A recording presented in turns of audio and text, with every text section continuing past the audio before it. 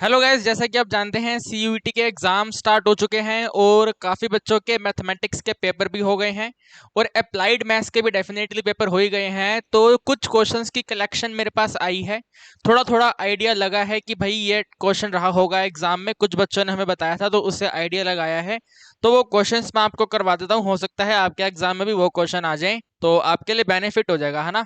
तो स्टार्ट करें। देखो भाई, सबसे पहले तो अगर हम बात करें हमें एग्जाम में अप्लाइड मैथ्स को सिलेक्ट कैसे करना है, क्योंकि अगर हमने सेक्शन गलत सिलेक्ट कर लिया तो दिक्कत हो जाएगी। तो सबसे पहले जैसे ही आप कंप्यूटर स्क्रीन पे जाओगे ना तो आपको सेक्शन ए नजर आएगा, ठीक है। कंप्यूटर स्क्रीन पर आप सभी को सेक्शन ए नजर आएगा, यानी कि टोटल 15 क्वेश्चन जो कंपलसरी होते हैं वो क्वेश्चन आपको नजर आएंगे। अब ये आपका चॉइस है कि आप इन 15 क्वेश्चन को उसी टाइम में सोल्व करो, ठीक है ना, उसी टाइम में सोल्व करो, या फिर मार्क फॉर रिव्यू कर दो, ठीक है। मार्क फॉर रिव्यू का मतलब होता है आप वापस इन क्वेश्चंस पर आएंगे और इसको सोल्व करेंगे। तो पहला क्वेश्चन आया, मार्क फॉर रिव्यू, दूसरा क्वेश्चन आ गया मार्क फॉर रिव्यू, तीसरा क्वेश्चन आ गया मार्क फॉर रिव्यू, ऐसे करते करते 15वां क्वेश्चन आ गया mark for review. Last question 15वें क्वेश्चन पे आने के बाद आपको चॉइस दिया जाएगा, ठीक है। यहाँ पे साइड पर स्क्रीन बना होगा, साइड की स्क्रीन पर आपके पास दो ऑप्शन है, आपको कोर मैथ्स का पेपर देना है या आपको अप्लाइड मैथ्स का पेपर देना है। तो आगे मुझे आपको समझाने की जरूरत नहीं है, आप लोग अप्लाइड मैथ्स के स्टूडेंट हो तो सेकंड वाले अप्लाइड मैथ्स पे टिक कर देना, आपके सामने अप्लाइड मैथ्स का सेक्शन ओपन हो जाएगा। और जैसे ही अप्लाइड मैथ्स का सेक्शन ओपन होगा फिर आप किसी भी क्वेश्चन पर जंप कर सकते हो, पहले अप्लाइड मैथ्स वाले क्वेश्चंस कर लो या पहले ये वाले क्वेश्चंस कर लो, आपका चॉइस है। तो इस तरीके का सीन अभी तक हमने देखा है आपके अप्लाइड मैथ्स के पेपर में चल रहा है, ठीक है। और इस बार वेरी वेरी वेरी इंपॉर्टेंट है, अप्लाइड मैथ्स के पेपर में कोई भी अभी तक केस स्टडी नहीं देखी गई है, ठीक है। यानी कि वर्ड प्रॉब्लम, केस स्टडी का मतलब होता है वर्ड प्रॉब्लम। तो वर्ड प्रॉब्लम यानी कि भयंकर लेवल का केस स्टडी वर्ड प्रॉब्लम आपके एग्जाम में अभी तक तो नहीं आया है। आपके सीनियर्स मतलब आपके साथियों ने हमें जो बताया है उसके अकॉर्डिंग मैं बोल रहा हूं, अभी तक केस स्टडी नहीं देखने को मिली है, ठीक है। तो भाई बातें बहुत हो गई हैं, आइए क्वेश्चंस आपको करवाते हैं। ये थोड़ा बहुत मैंने आपको समझाना था समझा दिया, क्वेश्चंस पर फटाफट चलते हैं, ठीक है। आपका ज़्यादा समय नहीं लेंगे, ज़्यादा टाइम हमारे पास भी नहीं है, आपके पास भी नहीं है ना। पढ़ाई करनी है, मेहनत करनी है, रेगुलर कॉलेज में एडमिशन लेना है। तो आइए फटाफट आपको करवा देते हैं, ठीक है। यूनिट 1 से स्टार्ट करेंगे, यूनिट 1 से स्टार्ट करेंगे, क्वेश्चन नंबर 1 से स्टार्ट करते हैं, ठीक है। देखिए भाई, क्वेश्चन तो आप रीड कर ही पा रहे हैं, 7 मॉड्यूलो 11 का इक्विवेलेंस क्लास क्या होगा, और उस इक्विवेलेंस क्लास में पॉजिटिव नंबर लेने हैं और 40 से छोटे लेने हैं, ठीक है ना। 7 मॉड्यूलो 11 का इक्विवेलेंस क्लास बताइए जो 40 से छोटा होगा और पॉजिटिव नंबर होगा। तो इसके ऑप्शन जो भी रहे होंगे हम आपको भी बता देते हैं, ठीक है। 7 मॉड्यूलो 11 है, ठीक है भाई। 7 मॉड्यूलो 11 होने का मतलब है ये 7 11 से छोटा नंबर है, यानी कि ये करेक्ट रिमाइंडर है।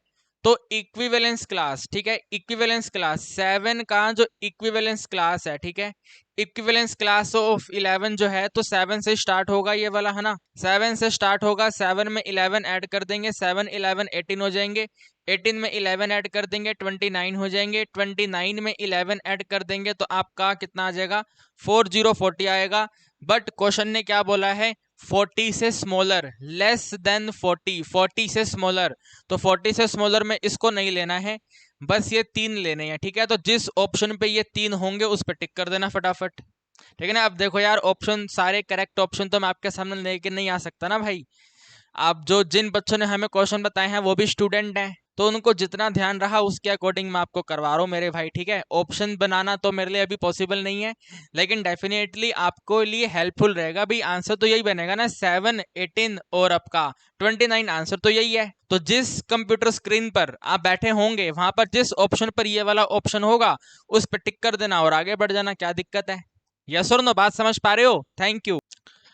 फिर देखिए भाई, एक ऐसे टाइप का क्वेश्चन था कि ए जो है वो 21 मोड 14 से कॉन्ग्रुएंट है, बी 12 मोड 14 से कॉन्ग्रुएंट है, A square minus B square C mod 14 के कॉन्ग्रुएंट है, तो सी क्या है।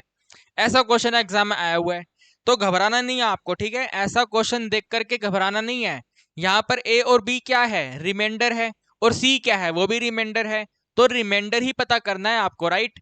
तो एक काम करो, पहले यहाँ पे पता कर लो ए और बी क्या है, ठीक है। यहाँ से पता कर लो ए क्या है।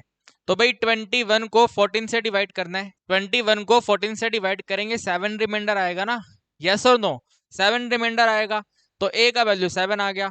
12 मोड 14 है भाई, 12 मोड 14 में बी का वैल्यू देखो भाई, 12 जो है 14 से ऑलरेडी छोटा है। जो 12 है 14 से ऑलरेडी छोटा वैल्यू है, तो इसका मतलब बी की वैल्यू 12 ही रहेगी, है ना। बी का वैल्यू 12 रहेगा। अब ए स्क्वायर माइनस बी स्क्वायर करना है यहाँ पे, तो कर दो यार, जैसे क्वेश्चन कह रहा है वैसे कर दो। ए स्क्वायर 7 है तो 7 का स्क्वायर, बी की वैल्यू 12 है तो 12 का स्क्वायर। इसका जो भी आंसर होगा, ठीक है, इसका जो भी आंसर होगा हम उसको 14 के टेबल पे डिवाइड करेंगे और वो वाला आंसर सी होगा। यानी कि इसका मोड 14 पता करना है आपको, क्या है, ठीक है। इस वाले वैल्यू का मोड 14 पता करेंगे तो वो हमारे लिए सी का काम करेगा। A square minus B square apply कर दो, A plus B A minus B. तो ए प्लस बी करेंगे, 12 प्लस 7 करेंगे 19 आएगा। ए माइनस बी करेंगे तो माइनस में 5 आएगा, ठीक है। और यहाँ पर सिंपल सा मोड ऑफ 14 रहेगा। भाई देखो जो 19 है वो 14 से ऑलरेडी बड़ा वैल्यू है, तो date can not be the answer. यानी कि 19 की जगह पर वी कैन यूज, बताओ क्या, 14 वन जा 14, यानी कि सिंपल सा 5। माइनस का 5 को आप पॉजिटिव में कन्वर्ट करेंगे, ठीक है, नेगेटिव आंसर थोड़ी आएगा भाई। इसको इसके साथ लेके जाएंगे तो नेगेटिव को पॉजिटिव बनाएंगे, तो दोनों को एडिंग करना है, 14 और 5 को एडिंग करेंगे। 14 और 5 को एडिंग करेंगे 9 आएगा। तो 5 इंटू में 9 मोड 14 है, ठीक है। 5 इंटू 9 कर दोगे तो 45 मोड 14 है, ठीक है। 45 मोड 14, तो बस 45 को 14 के टेबल पे डिवाइड करो, वो आपके सी का वैल्यू है। तो मेरे हिसाब से 14 3 सा कितना होता है, 3 4 जा 12, 3 1 जा 3 और 1 4, तो 42 होता है। यानी कि 3 इस क्वेश्चन का आंसर है, ठीक है। जो वैल्यू ऑफ सी क्या है, वैल्यू ऑफ सी का वैल्यू 3 है। तो आसान क्वेश्चन है, कहीं कोई दिक्कत नहीं है, लेकिन पहली बार जो बच्चा इस क्वेश्चन को देखेगा थोड़ा सा पजल हो जाएगा, ठीक है। आपके जो साथी थे उन्होंने इस क्वेश्चन को स्किप कर दिया, आप लोग इस क्वेश्चन को स्किप मत करना, ठीक है। ए का वैल्यू ऐसे, बी का वैल्यू ऐसे, दोनों का वैल्यू यहाँ पे सब्स्टिट्यूट करा, सोल्व करा, तो आपका आंसर आ गया 3। सोल्व करने का टेक्निक आपका कुछ और हो सकता है, लेकिन आंसर इसका यही आएगा 3, ठीक है भाई। बात समझ पा रहे हैं? Thank you, very good. एक बार आप इसको देखिए, फिर और आगे बढ़ते हैं, ठीक है। आगे भी क्वेश्चन मैंने नोट करे हुए हैं, आप एक बार इसको देखो फिर आगे बढ़ेंगे। फिर देखिए भाई, तीसरा क्वेश्चन भी इसी का था, मॉड्यूलो अर्थमेटिक का था, ठीक है। मतलब अलग अलग शिफ्ट के पेपर हुए हैं ना भाई, तो अलग अलग शिफ्ट के पेपर सब कंबाइन करके आपको करवा रहा हूँ और एक सीरीज में करवा रहा हूँ। यूनिट 1 यूनिट 2 यूनिट 3 ऐसे करके कराऊंगा ताकि पजल क्रिएट नहीं होगा। तो तीसरा क्वेश्चन भी इसी का है। तीसरा क्वेश्चन ऐसा था, 486 में एडिशन करा जाए अगर 728 का, ठीक है, 486 में 728 का एडिशन करें और इसका मोड 12 करें तो आंसर क्या होगा।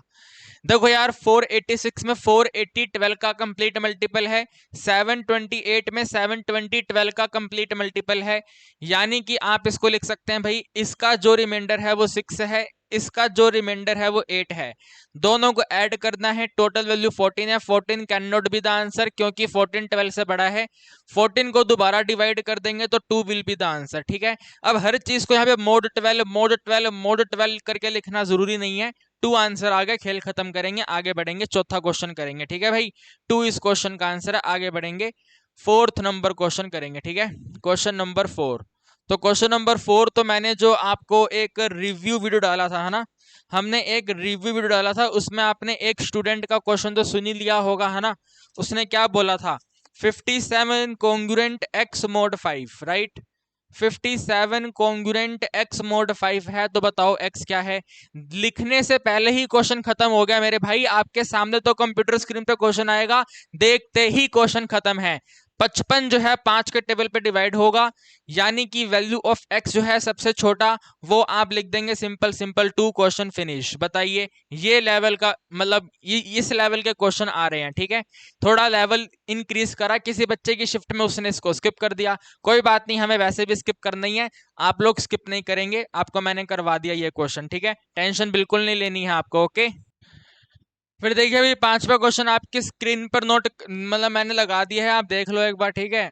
क्वेश्चन नंबर 5 क्या कहता है भैया, क्वेश्चन नंबर 5 आप देख रहे हैं जो डॉट करके लिखा हुआ है, डॉट करके का मतलब है मॉड्यूलो 15, मल्टीप्लीकेशन मॉड्यूलो 15। तो यार मल्टीप्लाई करो, 15 के टेबल पे डिवाइड करके बता दो क्या आंसर है, ठीक है। 13 और 15 है ना, सो भाई 13 और 18 को मल्टीप्लाई करो, 13 और 18 को मल्टीप्लाई करके डिवाइड कर दो 15 के टेबल पे।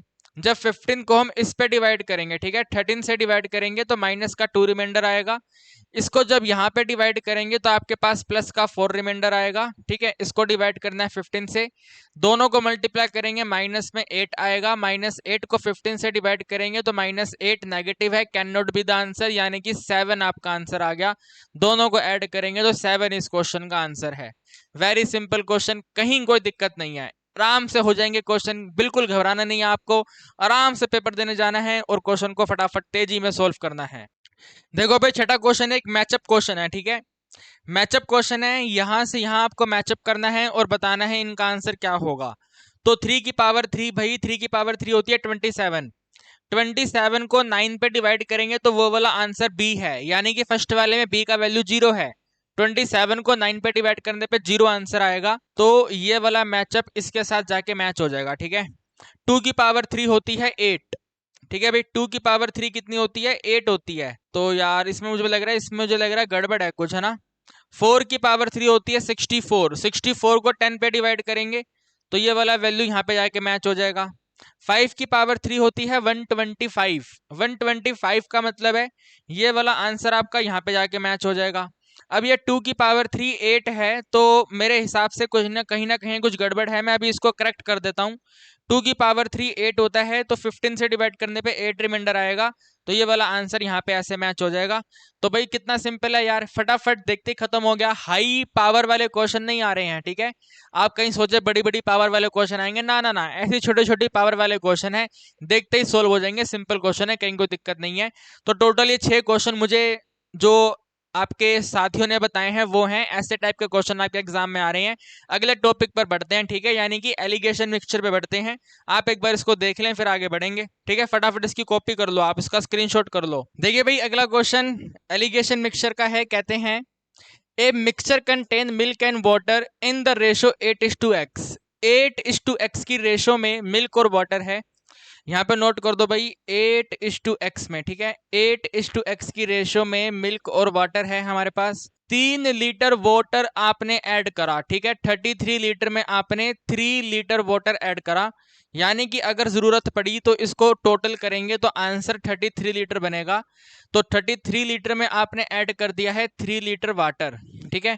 ये वाला वाटर वाला क्वांटिटी इंक्रीज करा आपने, एडिंग 3 लीटर करा, तो एडिंग करने से हुआ क्या, जो रेशो है वो 2 और 1 हो गया, ठीक है। द रेशो बिकम्स 2 और 1, जो रेशो है 2 और 1 हो गया। तो बताना है x का वैल्यू क्या है, ठीक है, यानी कि इनिशियल क्वांटिटी वाटर कितना है। तो यहाँ पे लिखो ये रेशो हो गया है 2 और 1, ठीक है भाई।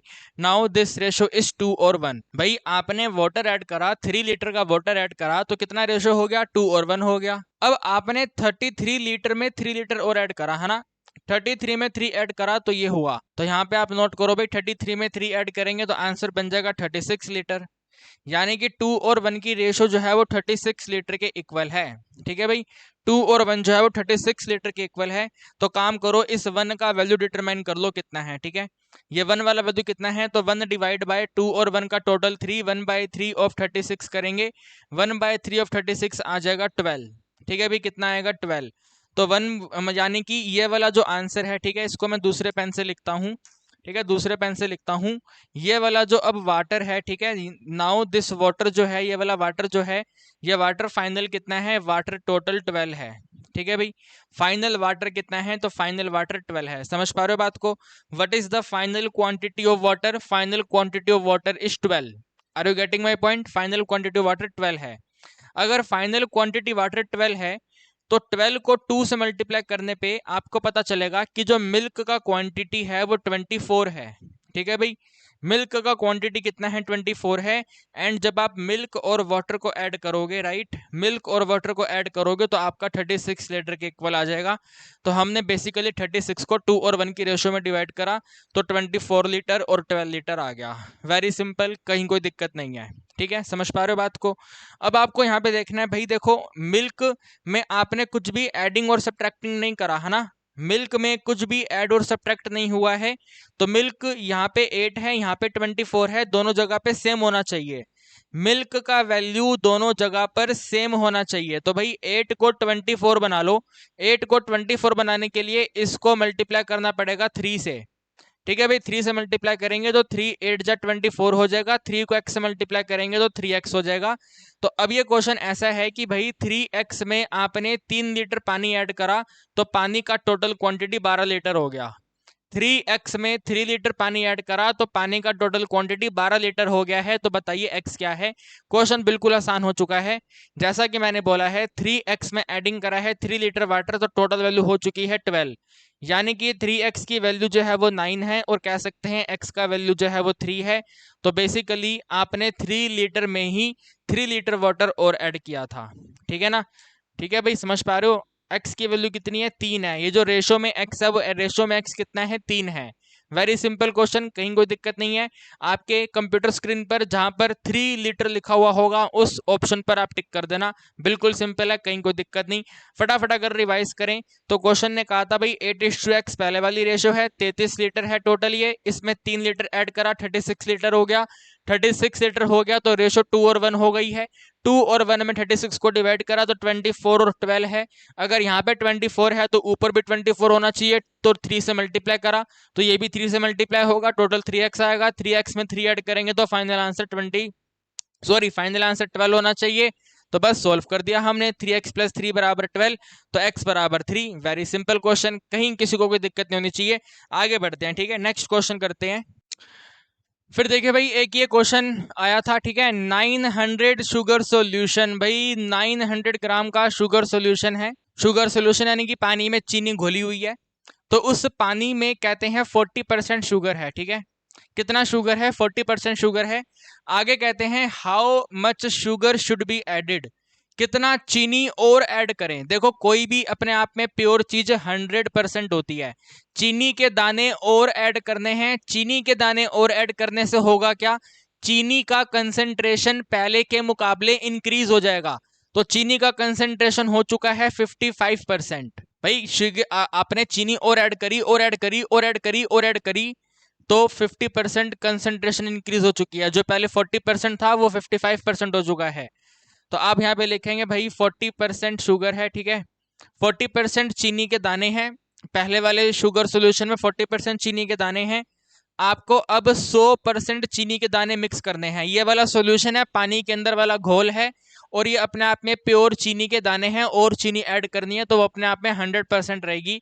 तो 40% में 100% ऐड करनी है, सो डेट फाइनल वैल्यू 55% हो जाए। एलिगेशन कंसेप्ट माइनस करेंगे, 100 में यहाँ माइनस करेंगे 45% आएगा, 55 में यहाँ माइनस करेंगे तो 15% आएगा। दोनों का रेशो करेंगे तो 3 और 1 आएगा। ठीक है, 3 और 1 रेशो है। यहाँ पे आपको कहते हैं 900 ग्राम शुगर सोल्यूशन 40%। तो ये जो 40% शुगर सोल्यूशन है 900 ग्राम है। ठीक है, 900 ग्राम है। कितना शुगर ऐड करा, तो ये वाला आपने ऐड करा है तो इसका क्वांटिटी क्या है ये पता करो। ठीक है, इसका क्वांटिटी क्या है पता करो। तो आपको मालूम है जो ये 3 है, ये जो 3 है ये इस 900 के इक्वल है। ठीक है, ये जो 3 वाला वैल्यू है वो 900 के इक्वल है, यानी कि रेशो लगाएंगे तो 3 को डिवाइड करेंगे 900 से तो इक्वल होएगा ये वाला 1। ठीक है, इक्वल होएगा 1 डिवाइड बाय ये वाला आंसर x, तो 1 डिवाइड बाय x। 3 1 सा 3 हो गया, 300 यहाँ पे कट हो गया, यानी x की वैल्यू 300 है। ठीक है भाई, कितनी है, 300 है।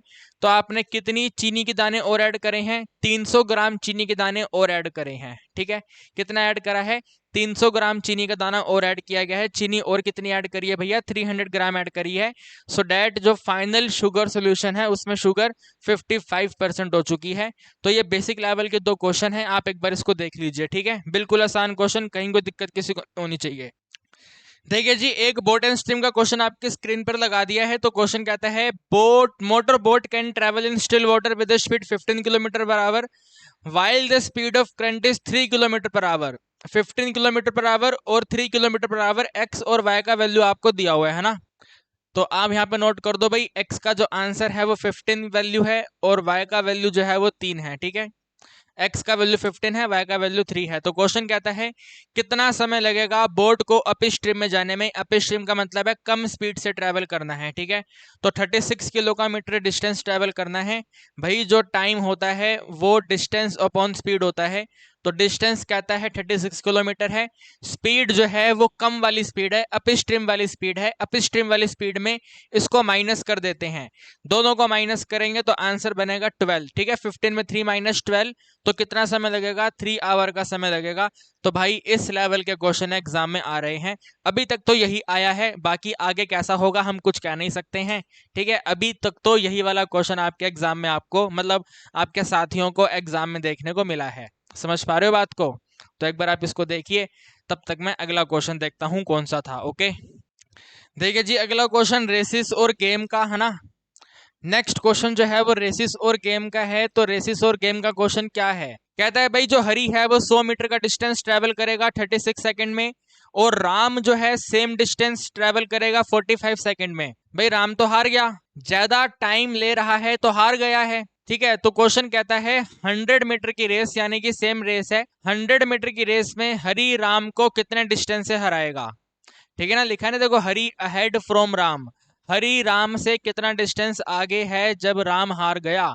तो यानी कि राम कितने डिस्टेंस से हारा ये आपको बताना है। तो मेरे दोस्तों राम जो है वो 9 सेकंड से हारा है ना। जो राम है वो 9 सेकंड से हारा है, तो आपको पता करना है 9 सेकंड का डिस्टेंस कितना है। ठीक है, what is the distance of 9 second. आपको ये मालूम है कि जो राम है 45 सेकंड्स में 100 मीटर का डिस्टेंस ट्रेवल करता है ना। 45 सेकंड्स में इसको डिवाइड कर देंगे भाई 45 सेकंड्स में। ठीक है, 45 सेकंड्स में कितना डिस्टेंस ट्रैवल करता है? 45 सेकंड्स में 100 मीटर का डिस्टेंस ट्रैवल करता है। हमें पता लगाना है 9 सेकंड में कितना डिस्टेंस ट्रैवल करेगा, तो मान लेते हैं डी मीटर करेगा, तो डी का वैल्यू पता करना है। ठीक है, यहाँ पे कट कर दो, 9 1 से 9 होगा, 9 5 से 45, 5 1 से 5, 5 2 से 10, 0 का 0, यानी कि जो डी का आंसर है वो 20 है। ठीक है, जो हमारा राम है वो 20 मीटर से हारा है, यानी कि हरी राम से 20 मीटर अहेड था। तो इस तरीके के बेसिक लेवल के क्वेश्चन आपको आपके एग्जाम में देखने को मिल रहे हैं। समझ पा रहे हो बात को? Very good, thank you. फिर देखिए एक ये न्यूमेरिकल इनइक्वालिटी का क्वेश्चन है ना, न्यूमेरिकल इनइक्वालिटी का क्वेश्चन। तो जब भी इस टाइप का क्वेश्चन, यानी कि एक सिंगल इनइक्वेशन में दो इनइक्वेशन इंक्लूड हैं, तो कॉमन आंसर हमारा आंसर होता है, तो कहते हैं 2x minus 1 greater than equal 3, 2x minus 1 greater equal 3। तो सॉल्व कर लेते हैं, 2x का वैल्यू ग्रेटर इक्वल 4 है, यानी x का वैल्यू ग्रेटर इक्वल 2 है। ठीक है भाई, x का वैल्यू ग्रेटर इक्वल 2 है। सेकंड कहती है x माइनस 3 ग्रेटर 2, है ना। तो लिखेंगे भाई x माइनस 3 ग्रेटर 2 है, यानी x का वैल्यू ग्रेटर 5 है। सही लिखा मैंने, गलत लिखा? सॉरी सॉरी, 5 है यहाँ पे, 5 है, सॉरी वेरी सॉरी, यहाँ पे 5 है। तो ये वाला आंसर आपका आ जाएगा x ग्रेटर 8। ठीक है भाई, कितना आएगा? x ग्रेटर 8 आएगा। तो आपको इनका एक कॉमन आंसर बनाना है। ठीक है, इनका कॉमन आंसर क्या है? तो अगर इसको देखेंगे तो नंबर लाइन है, नंबर लाइन पे यहाँ पे ये 2 वैल्यू है, 2 पे क्लोज वाला सर्कल है, और वैल्यू x 2 से ग्रेटर है। ग्रेटर का मतलब इस तरफ को आंसर है। ठीक है, ग्रेटर का मतलब इस तरफ को सारे आंसर हैं। इसी के साथ में एक ये वाला आंसर है, यहाँ पे 8 है, 8 पे क्लोज सर्कल है। ठीक है, ऐसे ओपन वाला सर्कल आएगा, और वैल्यू ग्रेटर है, ग्रेटर का मतलब इस तरफ को आंसर है, इस तरफ को। तो दोनों को जब मर्ज कर देंगे, कॉमन देखेंगे, तो कॉमन तो भैया ये वाला पोर्शन बनेगा ना, ये वाला जो पूरा पोर्शन है, ये वाला पोर्शन कॉमन है ना, ये वाला पूरा पोर्शन कॉमन है। तो आंसर है ग्रेटर देन 8। ठीक है भाई, x का वैल्यू क्या है? Greater than 8। ग्रेटर देन 8 का मतलब है 8 से लेके इन्फिनिटी, और 8 पे ओपन इंटरवल, इन्फिनिटी पे ओपन इंटरवल। जिस ऑप्शन में ये होगा वहां पे आपको टिक करना है। सिंपल यार, कोई दिक्कत वाली बात ही नहीं है, वेरी सिंपल है ना। इसके बाद में एक क्वेश्चन आया था न्यूमेरिकल इनइक्वालिटी से ही, वेरिएबल डिनोमिनेटर वाला, यानी कि -1 के डिनोमिनेटर में x माइनस 2 स्मॉलर 0, ऐसे वाला क्वेश्चन था। ठीक है, इस तरीके का क्वेश्चन था, इसको सॉल्व करना था। तो बिल्कुल आसान है, आपको मालूम है हम इसको एक फ्रैक्शन की तरह ट्रीट करते हैं, है ना। इसको हम एक फ्रैक्शन की तरह ट्रीट करते हैं। तो जब फ्रैक्शन की तरह ट्रीट करते हैं तो भाई इस फ्रैक्शन का जो न्यूमरेटर है वो नेगेटिव है ना। जो न्यूमरेटर है वो नेगेटिव है। अगर मेरे दोस्तों न्यूमरेटर नेगेटिव है तो जरा सोचो कि ये डिनोमिनेटर क्या होना चाहिए, है ना। ये डिनोमिनेटर क्या होना चाहिए so that final answer negative रहे। स्मॉलर 0 का मतलब है नेगेटिव रहे, 0 से छोटा नेगेटिव रहे। तो आप कहेंगे सर देखो एक नेगेटिव है, नेगेटिव को डिवाइड करेंगे पॉजिटिव से तभी आंसर नेगेटिव रहेगा, वरना आंसर नेगेटिव नहीं रहेगा, है ना। तो डिनोमिनेटर वाला आंसर पॉजिटिव होना चाहिए, तो x माइनस 2 ग्रेटर 0 होना चाहिए, यानी x की वैल्यू ग्रेटर 2 होनी चाहिए। ठीक है, x की वैल्यू ग्रेटर 2 होने का मतलब है कि जो हमारे x का आंसर है वो 2 से इन्फिनिटी होना चाहिए, है ना। 2 से बड़ा कोई भी आंसर आप सब्स्टिट्यूट करोगे तो फाइनल फ्रैक्शन जो है वो नेगेटिव रहेगा। तो ये इस तरीके का क्वेश्चन भी आपको एग्जाम में देखने को मिल रहा है, ठीक है। अगर आपने हमारे एनालिसिस वाला वीडियो देखा है तो उसमें जिस लड़की से मैं बात कर रहा था उसने बताया था कि इस तरीके का क्वेश्चन भी एग्जाम में आया था जहां पे वेरिएबल डिनोमिनेटर में था, है ना। याद है आपको? नहीं याद तो कोई बात नहीं, मैंने आपको बता दिया। ऐसा क्वेश्चन भी आपके एग्जाम में आ रहा है, ठीक है। ओके, इसको हटाते हैं, आगे बढ़ते हैं, ठीक है। देखिए भाई, आगे क्वेश्चन आपको कहता है the number at unit place of 17 की पावर 123, ठीक है। 17 की पावर 123 अगर हम करें, है ना, 17 की पावर अगर 123 हम करें तो इसका यूनिट प्लेस क्या होगा, यानी कि वन डिजिट वैल्यू आपको बतानी है इस क्वेश्चन में। वन डिजिट वैल्यू क्या होगी? तो मेरे हिसाब से आप सभी को मालूम है यूनिट प्लेस बताने के लिए आपको नंबर 10 से इस वैल्यू को डिवाइड करना है ना। 17 की पावर 123 जो है इसका मोड फाइंड करना है 10 के साथ में, क्या होगा, ठीक है। इसका एक शॉर्टकट होता है, शॉर्टकट ये कहता है, मतलब शॉर्टकट नहीं, एक तरीके का आप कंसेप्ट कह सकते हैं। कंसेप्ट ये कहता है कि भैया जब यूनिट डिजिट बताना है तो 17 में इस वन की जरूरत नहीं है, आप इसको 7 की पावर 123 मान के सॉल्व करोगे तो भी आपका आंसर सेम आएगा। सेकंड कंसेप्ट ये कहता है कि चेक कर लो इस 10 का टोशेंट क्या है, ठीक है। What is the totient of 10? तो आप लोग ध्यान रखिएगा क्योंकि आपने टोशेंट फंक्शन पढ़ा नहीं है। टोशेंट फंक्शन आपके एग्जाम में आउट ऑफ सिलेबस था सीबीएसई के, लेकिन इस वाले क्वेश्चन को टोशेंट फंक्शन से जल्दी कर सकते हैं। तो 10 का टोशेंट 4 होता है, ठीक है। 10 का टोशेंट कितना होता है? 4 होता है। तो सेकंड कंसेप्ट ये कहता है कि अगर आप पावर को टोशेंट से डिवाइड करोगे तो जो रिमाइंडर बनेगा उस रिमाइंडर पर सेम आंसर आएगा जो 7 की पावर 123 पर है। तो आइए एक बार डिवाइड करते हैं। 123 को अगर हम डिवाइड कर देंगे 4 के टेबल पे जो कि 10 का टोशेंट है, तो आप इसको डिवाइड कर दोगे 3 0 30 पे, 1 2 0 आ जाएगा, माइनस करने पे 3 रिमाइंडर आएगा। यानी कि 7 की पावर 123 का बिल्कुल सेम टू सेम रिमाइंडर होगा जो 7 की पावर 3 का होगा। तो 7 की पावर 3 को अगर मैं 10 के टेबल पे डिवाइड करूंगा तो पता लगा दो रिमाइंडर क्या आएगा। 7 की पावर 3 होती है 343, ठीक है भाई। कितनी होती है इसकी पावर? 343। तो 343 को अगर मैं 10 के टेबल पे डिवाइड करूंगा तो आपको तो मालूम है 3 रिमाइंडर आएगा इसका। यस और नो? कितना रिमाइंडर आएगा इसका? 3 रिमाइंडर आएगा। तो इस क्वेश्चन का आंसर आ गया है आपका 3, ठीक है भाई। बात समझ पा रहे हैं? आंसर इस कुल मिलाकर के 3। इसी तरीके से देखिए एक क्वेश्चन ऐसा था, ठीक है भाई, एक क्वेश्चन ऐसा था कि भाई अगर 2 की पावर 2000 को, ठीक है, 2 की पावर 2000 को कॉन्ग्रुएंट रखें वैल्यू आर के, ठीक है, इसको कॉन्ग्रुएंट रखें वैल्यू आर के और मोड 23 कर दें, है ना, मोड 23 कर दें तो इसका आंसर क्या होगा जरा बताएं, ठीक है। तो मैं वही कह रहा हूं कि आपको कंसेप्ट मालूम होना चाहिए, और कंसेप्ट कौन सा? ये टोशेंट वाला। तो 23 प्राइम नंबर है, प्राइम नंबर का टोशेंट एक नंबर कम होता है यानी कि 22 होता है। तो इसका मतलब यह है हम जब 2000 को 22 के टेबल पे डिवाइड करेंगे तो जो रिमाइंडर बनेगा, जो भी टोटल रिमाइंडर आएगा वही, मतलब उस जैसे यहाँ पे रिमाइंडर 3 आया था तो 7 की पावर 3 का आंसर और 7 की पावर 123 का आंसर सेम है। तो सिमिलर वे में यहाँ पर जो रिमाइंडर आएगा, अभी हम डिवाइड करेंगे, पता करेंगे क्या रिमाइंडर आएगा, तो उस पर्टिकुलर रिमाइंडर पर भी आंसर सेम आएगा 2 की पावर 2000 का, ठीक है भाई। बात समझ पा रहे हो नहीं समझ पा रहे? तो फटाफट से 22 वैल्यू जो है ना भाई, 22 वाली वैल्यू जो है उसको फटाफट तेजी में आप डिवाइड कर दो 2000 को 22 से, ठीक है। 2000 को हमें डिवाइड करना है टोशेंट 22 से, तो यहाँ पे जो वैल्यू आएगा, यहाँ पे जो वैल्यू आएगा, कुल मिलाकर के रिमाइंडर 20 रहेगा, ठीक है भाई। कितना रिमाइंडर रहेगा आपका? 2020 रिमाइंडर आएगा। ओके जी, कितना रिमाइंडर आएगा? 2020 रिमाइंडर आएगा। यानी कि 2 की पावर 2000 किया जाए या फिर 2 की पावर 20 किया जाए तो इन दोनों का सेम रिमाइंडर है। तो हमें अब 2 की पावर 20 को मोड करना है 23 से, ठीक है। 2 की पावर 20 का मोड करना है 23 से, तो 2 की पावर 20 से पहले 2 की पावर 10 कर लो, ठीक है। 2 की पावर 10 होती है 1024, तो 1024 को आप डिवाइड कर लो 23 से और पता कर लो इसका रिमाइंडर कितना है, ठीक है। 1024 को डिवाइड करेंगे तो इसका रिमाइंडर 12 आएगा। कितना आएगा रिमाइंडर? टोटल 12 आएगा। तो आप लिखेंगे भाई 2 की पावर 10 का जो रिमाइंडर है वो 12 है। अगर हम 23 के टेबल पे डिवाइड करेंगे, आपको 2 की पावर 20 चाहिए, दोनों तरफ स्क्वायर कर देंगे तो 2 की पावर 20 हो जाएगा और 12 की पावर 2 144 हो जाएगा। तो 144 mod 23, बस अब तो सिंपल सी कैलकुलेशन है, 144 को 23 पे डिवाइड करना है आपको, है ना। तो ये वाला वैल्यू ना 6 पे डिवाइड होगा और 6 ही रिमाइंडर आएगा, ठीक है। कितना रिमाइंडर आएगा भाई, 6 रिमाइंडर आएगा। तो 6 mod 23, यानी कि इसका मतलब ये है कि आप इस वाली वैल्यू में ये r पता करोगे तो r क्या बनेगा, r का वैल्यू 6 बनेगा, ठीक है भाई।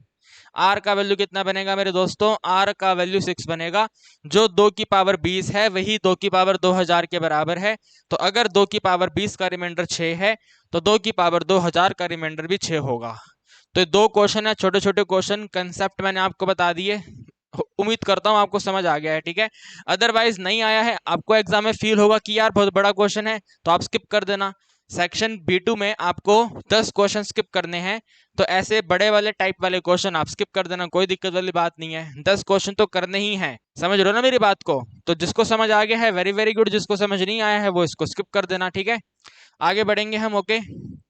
आगे बढ़ेंगे, इसके बाद में नेक्स्ट यूनिट के क्वेश्चंस आते हैं अपने पास, ठीक है। नेक्स्ट यूनिट यानी कि मैट्रिक्स डिटर्मिनेंट। तो मैट्रिक्स डिटर्मिनेंट का क्वेश्चन आपको ये कहता है कि भाई अगर ए स्क्वायर में माइनस करें a और इसमें प्लस कर दें i तो इसका टोटल वैल्यू o है, ठीक है।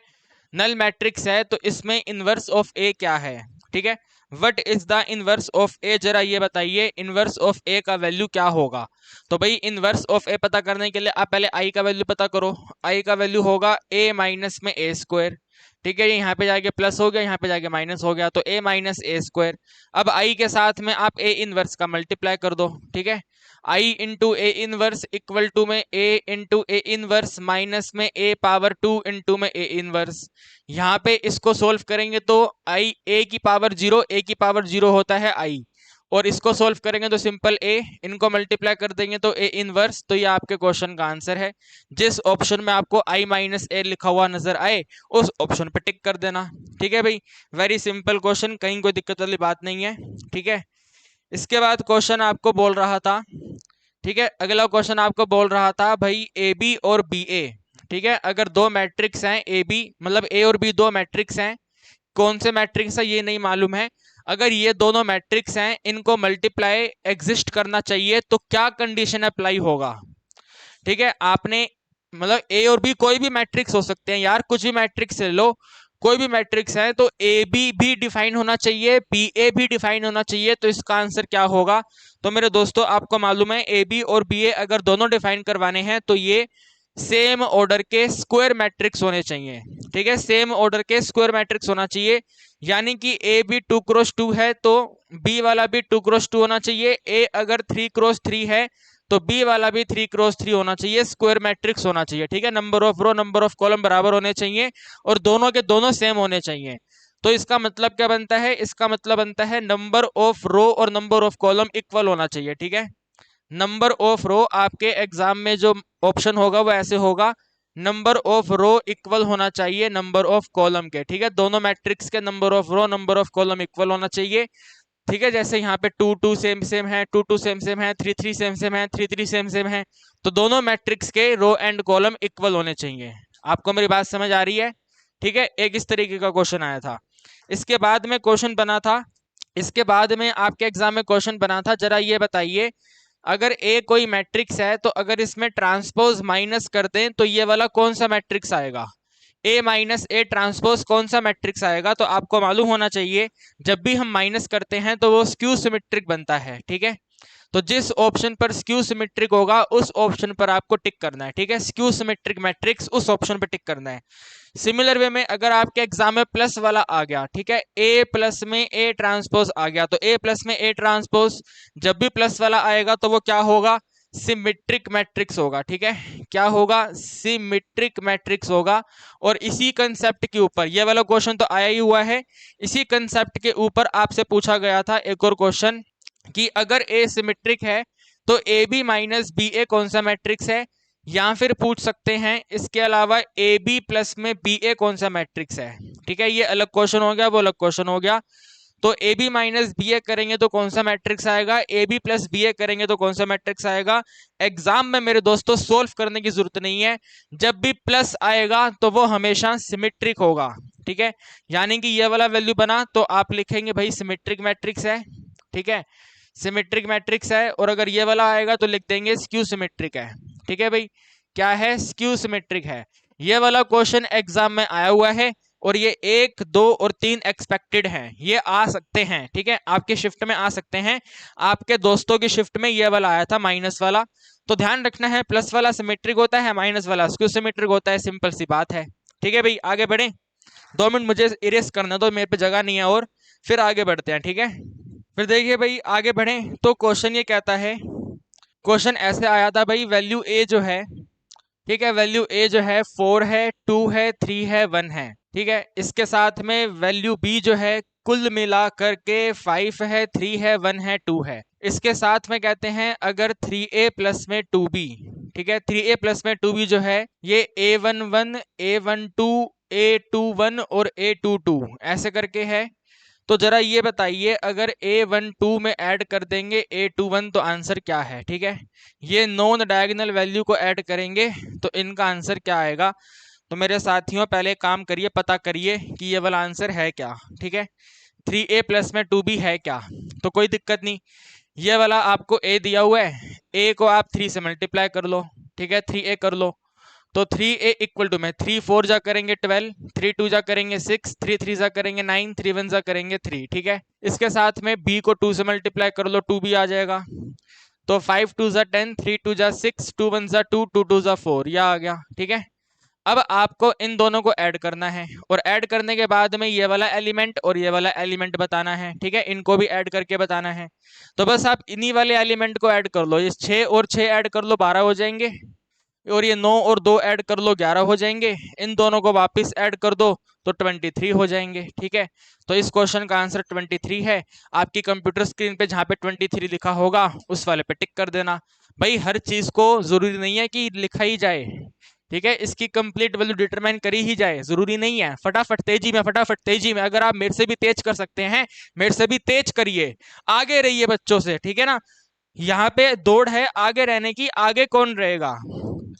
फिर इसके बाद देखो बिल्कुल आसान प्रॉपर्टी बेस्ड क्वेश्चन था, ठीक है, डिटर्मिनेंट चैप्टर का प्रॉपर्टी बेस्ड क्वेश्चन था भाई। अगर डिटर्मिनेंट ए का टोटल वैल्यू आपको 3 दिया हुआ है और जो स्क्वायर मैट्रिक्स है वो ऑर्डर 3 का है, ठीक है, तो आपको बताना था इसके अंदर 3a का डिटर्मिनेंट क्या होगा, ठीक है, 3a का डिटर्मिनेंट क्या होगा। भाई डिटर्मिनेंट चैप्टर से ऐसे प्रॉपर्टी वाले क्वेश्चन बन रहे हैं तो डेफिनेटली आप इसको अच्छे से रिवाइज करके जाइएगा, ठीक है, समझ पा रहे हो ना, वेरी वेरी वेरी इंपॉर्टेंट है प्रॉपर्टी वाले क्वेश्चन। तो आपको मालूम होगा ये जो 3 है इस डिटर्मिनेंट से बाहर तो आएगा, लेकिन 3 के ऊपर पावर आएगी जो इसका ऑर्डर है, तो ऑर्डर यहाँ पे 3 है तो 3 की पावर 3, 3 की पावर 3 के साथ में डिटर्मिनेंट ए, यानी कि 3 की पावर 3 के साथ में ये वाला डिटर्मिनेंट 3, तो टोटल बनेगा 3 की पावर 4 और 3 की पावर 4 81, 81 इसका आंसर है, ठीक है भाई। क्या आंसर है इस क्वेश्चन का, 81 टोटल आंसर है, ओके जी, 81 इज द टोटल आंसर। इसके बाद में, ठीक है, इसके बाद में आपके पास क्वेश्चन ऐसा आया था, ठीक है, ऐसा क्वेश्चन आया था भाई, डिटर्मिनेंट ए जो है कुल मिलाकर के 5 है और इसका जो ऑर्डर है वो 2 है, ठीक है भाई, ऑर्डर कितना है 2 है, स्क्वायर मैट्रिक्स का ऑर्डर 2 है। तो डिटर्मिनेंट बताइए ए इंटू एडजॉइंट ए क्या है, ठीक है भाई, ए इंटू एडजॉइंट ए का होल डिटर्मिनेंट क्या है ये आपको बताना है। तो पहले आप इसके अंदर मल्टीप्लाई वाला प्रॉपर्टी यूज करो, ठीक है, ये मल्टीप्लाई है तो दोनों अलग अलग हो जाएंगे, determinant A multiply by determinant of adjoint A हो जाएगा। फिर ये जो एडजॉइंट ऑफ ए है आपको मालूम होना चाहिए, अगर ऑर्डर 2 होता है तो डिटर्मिनेंट ए होता है, अगर ऑर्डर 3 होता है तो डिटर्मिनेंट ए का स्क्वायर होता है। यहाँ पे ऑर्डर 2 है तो ये वाला कंसेप्ट अप्लाई होगा, तो डिटर्मिनेंट ए हो जाएगा। डिटर्मिनेंट ए को डिटर्मिनेंट ए से मल्टीप्लाई करेंगे, डिटर्मिनेंट ए का स्क्वायर हो जाएगा, डिटर्मिनेंट ए 5 है, 5 का स्क्वायर करेंगे तो 25 आंसर, ठीक है भाई, कितना आंसर, 25 आंसर। तो ऐसे क्वेश्चन मैट्रिक्स डिटर्मिनेंट से पूछे जा रहे हैं, ठीक है। एक और क्वेश्चन देखो ऐसा आया था, ठीक है, एक और क्वेश्चन ऐसा आया हुआ है कि भाई यहाँ पर ऐसे लिखा हुआ है 2x है, ये 5 है, यहाँ पे 8 है, यहाँ पे x है, और इसका टोटल वैल्यू इक्वल है 6 माइनस 2 7 और 3 के। तो x की वैल्यू क्या है, ठीक है। ऐसा क्वेश्चन आया था, बिल्कुल बेसिक लेवल क्वेश्चन, कोई दिक्कत वाली बात नहीं है। डिटर्मिनेंट इवेल्युएट करना है, तो 2 को x से मल्टीप्लाई कर देंगे तो 2x का स्क्वायर होगा। इन्हें मल्टीप्लाई कर देंगे तो 4040 इक्वल टू में इन्हें मल्टीप्लाई करेंगे 6 3 ज़ा 18 और इन्हें मल्टीप्लाई करेंगे तो माइनस का 14 और यहाँ पे माइनस ऐसे आ जाएगा ये, ठीक है। इसको आप लिखेंगे 2x square minus 40 equal to में 18 प्लस में 32। 18 सॉरी 32 क्यों लिख दिया मैंने, 32 तो टोटल बनेगा ना, 32 लिख देते हैं, ठीक है। 32 टोटल आएगा, 32 ही लिख देते हैं। ये 40 यहाँ पे जाके प्लस हो जाएगा, तो 2x स्क्वायर इक्वल टू में 72 यानी कि x स्क्वायर इक्वल टू में 36। अब यहाँ पे देखो दो आंसर आएंगे, डिग्री 2 है तो डिग्री 2 पे दो आंसर आएंगे, प्लस और माइनस दो आंसर बनेंगे, ठीक है। तो x इक्वल टू में plus minus root of 36, root of 36 6 होता है, तो प्लस माइनस 6 आपके क्वेश्चन का आंसर, ठीक है भाई। कितना आंसर आ गया, प्लस माइनस 6 आंसर आ गया। मेरे दोस्तों काफी मेहनत करके ये सभी के सभी क्वेश्चंस आपके साथियों से पूछे गए हैं, ये एग्जाम में आए हैं, तो इस वीडियो को अपने दोस्तों के साथ डेफिनेटली शेयर कर दो, ठीक है।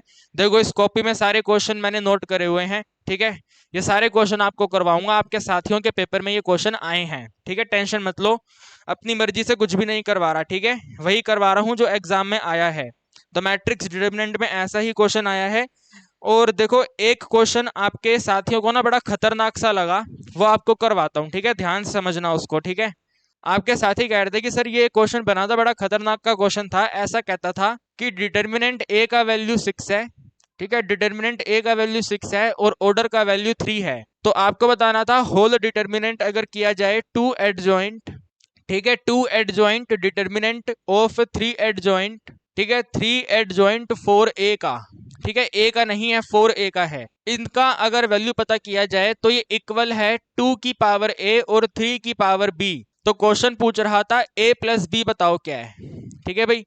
क्वेश्चन कहता था a प्लस बी बताओ क्या है, तो इस लेवल का क्वेश्चन भी एग्जाम में आ रहा है, ठीक है, कंपलसरी क्वेश्चन में आया है। और ये अगर अप्लाइड मैथ्स में आता तो अपन इसको स्किप कर देते, लेकिन कंपलसरी क्वेश्चन का है ये वाला क्वेश्चन, ठीक है। तो आइए करते हैं, करवाते हैं आपको। पहले यहाँ पे देखो 2 के साथ में मल्टीप्लाई है ना, इधर 2 मल्टीप्लाई दिस, जैसे यहाँ पे था a मल्टीप्लाई दिस तो 2 मल्टीप्लाई दिस, है ना।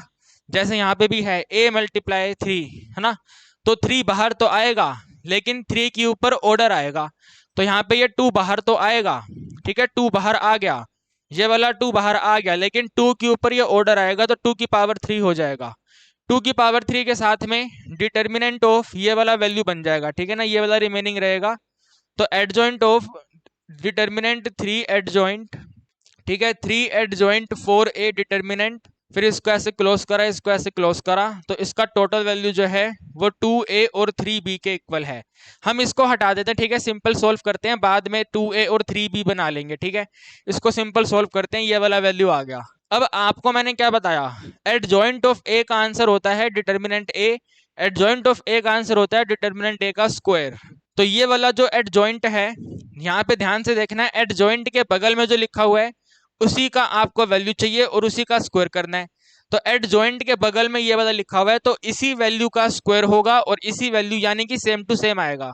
तो यहाँ पे ऑर्डर 3 है तो ऑर्डर 3 पे स्क्वायर होता है, तो इसी पर्टिकुलर वैल्यू का स्क्वायर हो जाएगा। ये 2 की पावर 3 सेम रहेगा, ठीक है, 2 की पावर 3। इस वाले एडजॉइंट का फॉर्मूला अप्लाई करा तो इसका स्क्वायर करना है, 3 के साथ में एडजॉइंट है, ठीक है, एडजॉइंट ऑफ 4a है, इसका मतलब इसको ऐसे करके इसका स्क्वायर करना है, ठीक है भाई, इसका हमें ऐसे करके स्क्वायर करना है। अब हमें इसकी वैल्यू चाहिए, ठीक है, इस पर्टिकुलर की वैल्यू चाहिए, तो 3 बाहर तो आएगा लेकिन वही है 3 के ऊपर पावर आएगा, कौन सा पावर, जो क्वेश्चन का ऑर्डर है, तो ऑर्डर 3 है, तो 2 की पावर 3 आएगा और साथ में 3 की पावर भी 3 आएगा, ठीक है भाई, 3 की पावर भी 3 आएगा। लेकिन यहाँ पे डिग्री 2 है, यहाँ पे डिग्री 2 है तो टोटल 2 बार मल्टीप्लाई होगा, और 2 बार मल्टीप्लाई होने का मतलब है ये वाला भी यहाँ पर ऐसे करके स्क्वायर हो जाएगा। तो हमने अब इस वाली वैल्यू को सोल्व कर लिया, ठीक है। इसको सोल्व करने के बाद क्या रिमेनिंग है, तो रिमेनिंग है एडजॉइंट ऑफ 4a का होल स्क्वायर, ठीक है, ये वाली वैल्यू रिमेनिंग है। तो अब एडजॉइंट का आंसर क्या होता है, सेम ये डिग्री 2 वाला आंसर होता है, तो इस वाले एडजॉइंट का आंसर इस वाली वैल्यू का स्क्वायर हो जाएगा, 4a का स्क्वायर हो जाएगा। तो ये 2 की पावर 3 सेम रहेगा, 3 की पावर 6 बन जाएगा, इसको आप लिखेंगे, ये बनेगा 4a डिटर्मिनेंट का square according to formula 4a determinant का स्क्वायर। लेकिन ये वाली डिग्री 2 भी है तो साथ में वो वाली भी आएगी, ठीक है ना। साथ में ऐसे करके यहाँ पे डिग्री 2 आएगा, तो डिग्री 2 मल्टीप्लाई हो जाएगा, है ना। या चलो छोड़ो, मल्टीप्लाई मत करो, हम कर दे मल्टीप्लाई, चलो कर देते हैं। 2 की पावर 3 है मल्टीप्लाई में, 3 की पावर 6 है मल्टीप्लाई में, देखो ये 4 बाहर तो आएगा, ठीक है। 4, चलो पहले मल्टीप्लाई कर देते हैं यार, ये बन जाएगा आपके पास 4a डिटर्मिनेंट की पावर 4, ठीक है। इन दोनों पावर को मल्टीप्लाई कर दिया, 2 इंटू 2 4 हो गया। तो अब आपको मालूम है ये वाला 4 बाहर तो आएगा, है ना। 4 वाला वैल्यू बाहर तो आएगा, लेकिन अपने साथ पावर लेके बाहर आएगा, जो क्वेश्चन में पावर दिया हुआ है वो। तो 4 की पावर 3, ठीक है भाई, 4 की पावर 3, लेकिन साथ में ये वाली भी पावर है तो ये वाली भी आएगी ऐसे करके यहाँ पे, ठीक है। यहाँ पे ये सेम रहेगा, 2 की पावर 3 है और 3 की पावर 6 है और इस तरह से मल्टीप्लाई है। और इसके साथ में रहेगा डिटर्मिनेंट a की पावर 4, ठीक है। ये वाला अलग हो गया, ये वाला अलग हो गया, ये बन जाएगा 4 की पावर 12, और 4 होता है 2 की पावर 2, तो 12 2 जा 24, तो 2 की पावर 24, ठीक है भाई। 2 की पावर 3 है, 3 की पावर 6 है, ये बन गया है 2 की पावर 24, और ये है डिटर्मिनेंट a। डिटर्मिनेंट a की वैल्यू 6 है, तो यहाँ पे लिख देंगे इसको 6 की पावर पे 4, ठीक है। इन दोनों को सोल्व कर देंगे तो बन जाएगा 2 की पावर 27, ठीक है भाई। 2 की पावर पे 27, साथ में 3 की पावर पे 6, यहाँ तक की वैल्यू को सोल्व कर लिया। 6 होता है 2 मल्टीप्लाई बाय 3, 2 मल्टीप्लाई बाय 3 का मतलब है 2 की पावर 4 मल्टीप्लाई बाय 3 की पावर 4, ठीक है भाई। पावर 4 तो सेम रहेगा ना। अब इन दोनों को कंबाइन कर लेंगे तो 2 की पावर 27, इन दोनों को कंबाइन कर लेंगे 3 की पावर पे 10, तो ये वाला आंसर इसके इक्वल है। दोनों को कंपेयर करेंगे तो a का वैल्यू 27 है और b का वैल्यू 10 है, ठीक है भाई। a का वैल्यू 27, नहीं नहीं रुको रुको, 27 और 4 31 है, ठीक है। 31 है, 31, a का वैल्यू 31 है और b का वैल्यू 10 है, दोनों को ऐड करना है, ऐड करने पे 41 क्वेश्चन का आंसर है, ठीक है भाई। है सिंपल सा प्रॉपर्टी बेस्ड क्वेश्चन, लेकिन प्रॉपर्टी के ऊपर पावर पावर पावर आ रही है, तो इस तरीके से क्वेश्चन सॉल्व हुआ है। कुल मिलाकर के आंसर 41 है, तो ध्यान से फोकस करके समझना है क्योंकि ये कंपलसरी क्वेश्चन था, ठीक है ना। This is the compulsory question, और कह सकते हैं कि अभी तक हमने जितने भी क्वेश्चन करे हैं उन सभी का टफेस्ट क्वेश्चन है ये वाला। मानते हो नहीं मानते, तो मेरे भाई इसको ध्यान से समझ लो आप, ठीक है। दिस इज इंपॉर्टेंट क्वेश्चन, इसको ध्यान से समझ लो, 2 बार अपने आप से करके देख लो, अगली बार आपके एग्जाम में आएगा तो फटाफट आप इसको सोल्व कर पाएंगे, ठीक है। ये वाला करवा दिया मैंने। इसके बाद में भाई एक सिंपल सी प्रॉपर्टी का क्वेश्चन था, तो कहाँ पे, यहाँ पे लिख देते हैं, ठीक है। Very very very simple property जो अप्लाइड मैथ्स में आई थी, अप्लाइड मैथ्स के सेक्शन में बोल रहे थे के ए का डिटर्मिनेंट क्या होता है, ठीक है। के ए का डिटर्मिनेंट क्या होता है, तो भाई आपको तो मालूम है के बाहर आएगा, ठीक है। के बाहर आएगा और के के पावर पे एन आएगा, ठीक है। के के पावर पे एन आएगा, साथ में डिटर्मिनेंट ए आएगा, तो जहां पर ये वाला ऑप्शन होगा उस पर टिक कर देंगे। तो मेरे दोस्तों हर टाइप के क्वेश्चन आ रहे हैं, ठीक है। थोड़े से ऐसे कैलकुलेटिव क्वेश्चन भी आ रहे हैं और कुछ ऐसे क्वेश्चन भी आ रहे हैं जो देखते ही स्वाहा हो जाएंगे, देखते ही खत्म हो जाएंगे। हर टाइप के क्वेश्चन एग्जाम में बन रहे हैं, लेकिन अभी तक आपके साथियों, आपके जो साथी हैं जो पेपर दे के आए हैं, उनके एग्जाम में वर्ड प्रॉब्लम नहीं आई है और ना ही केस स्टडी आई है, ठीक है। अभी तक नहीं आई है, आपके में आए तो हम कुछ कह नहीं सकते, लेकिन अभी तक तो नहीं आई है, तो मेरे पास अभी तक आई नहीं है, तो मैं आपको करवा के टाइम खराब क्यों करूं आपका, मेरे भाई। समझ लो ना बात को यार, जो एग्जाम में आ रहा है वही तो आपको करवाएंगे, बिना मतलब टाइम पास थोड़ी करना है। तो आप एक बार इसका दोबारा स्क्रीनशॉट ले लो, फिर आगे बढ़ेंगे। फिर देखिए भाई आगे अगर बात करें यूनिट नंबर 3 कैलकुलस की, ठीक है। यूनिट नंबर 3 कैलकुलस की, तो देखो उसके अंदर डबल डेरिवेटिव के क्वेश्चन आ रहे हैं। अब एग्जैक्ट क्वेश्चन क्या है वो मुझे मालूम नहीं है, तो मैं बिना मतलब आपका टाइम खराब नहीं करूंगा।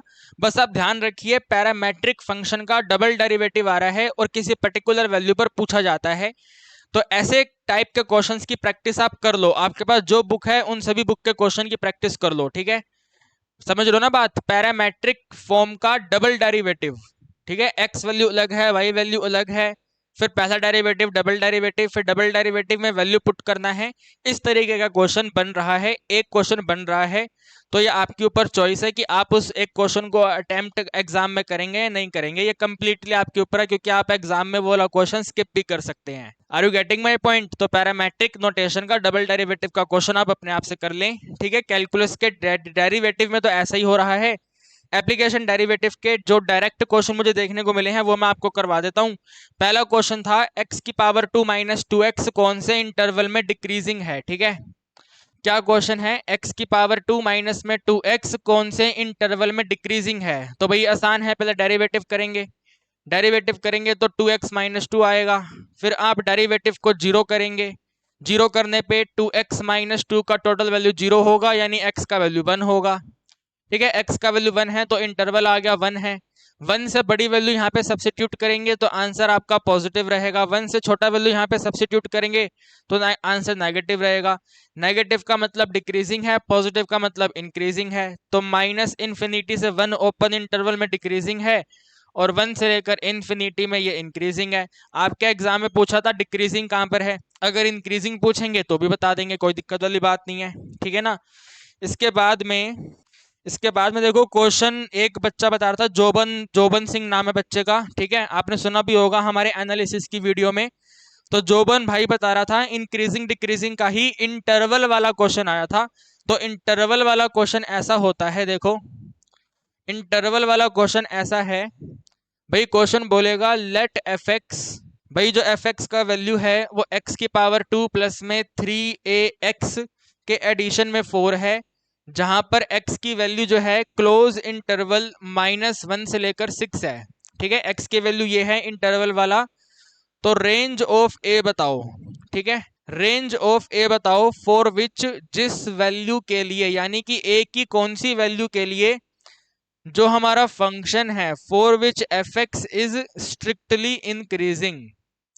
ठीक है, जो फंक्शन है वो इंक्रीजिंग होना चाहिए। ठीक है, सॉरी इंक्रीजिंग नहीं, डिक्रीजिंग होना चाहिए। ठीक है, कैसा होना चाहिए, डिक्रीजिंग होना चाहिए। तो इसका आंसर आता है आपके इंटरवल नोटेशन में। ठीक है, इंक्रीजिंग डिक्रीजिंग का क्वेश्चन विद इंटरवल नोटेशन। तो कैसे करेंगे, ध्यान से देखो, पहले डेरिवेटिव करेंगे। ठीक है, इसका डेरिवेटिव करेंगे तो f डैश एक्स का आंसर बनेगा x की पावर 2 2x, 3ax का बन जाएगा टोटल 3a।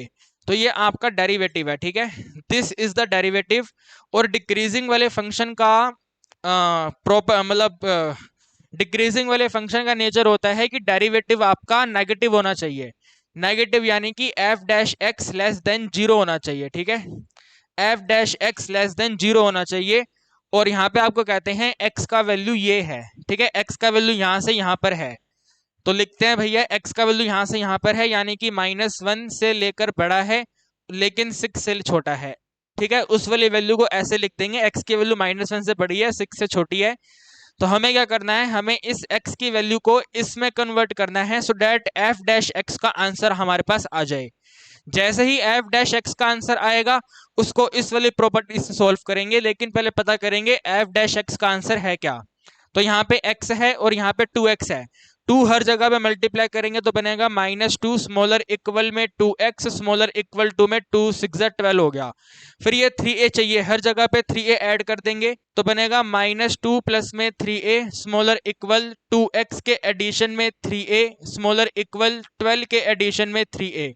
ये वाला आंसर आपका डेरिवेटिव बन गया। ठीक है, ये f डैश एक्स आ गया।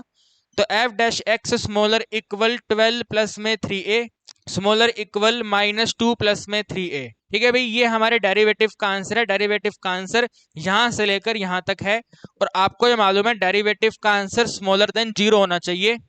तो भाई इसको भी स्मॉलर देन 0 करेंगे और इसको भी स्मॉलर देन 0 करेंगे, दोनों को स्मॉलर देन 0 करेंगे और दोनों का कॉमन आंसर चेक करेंगे क्या है। जो भी कॉमन आंसर होगा वही हमारे क्वेश्चन का आंसर होगा।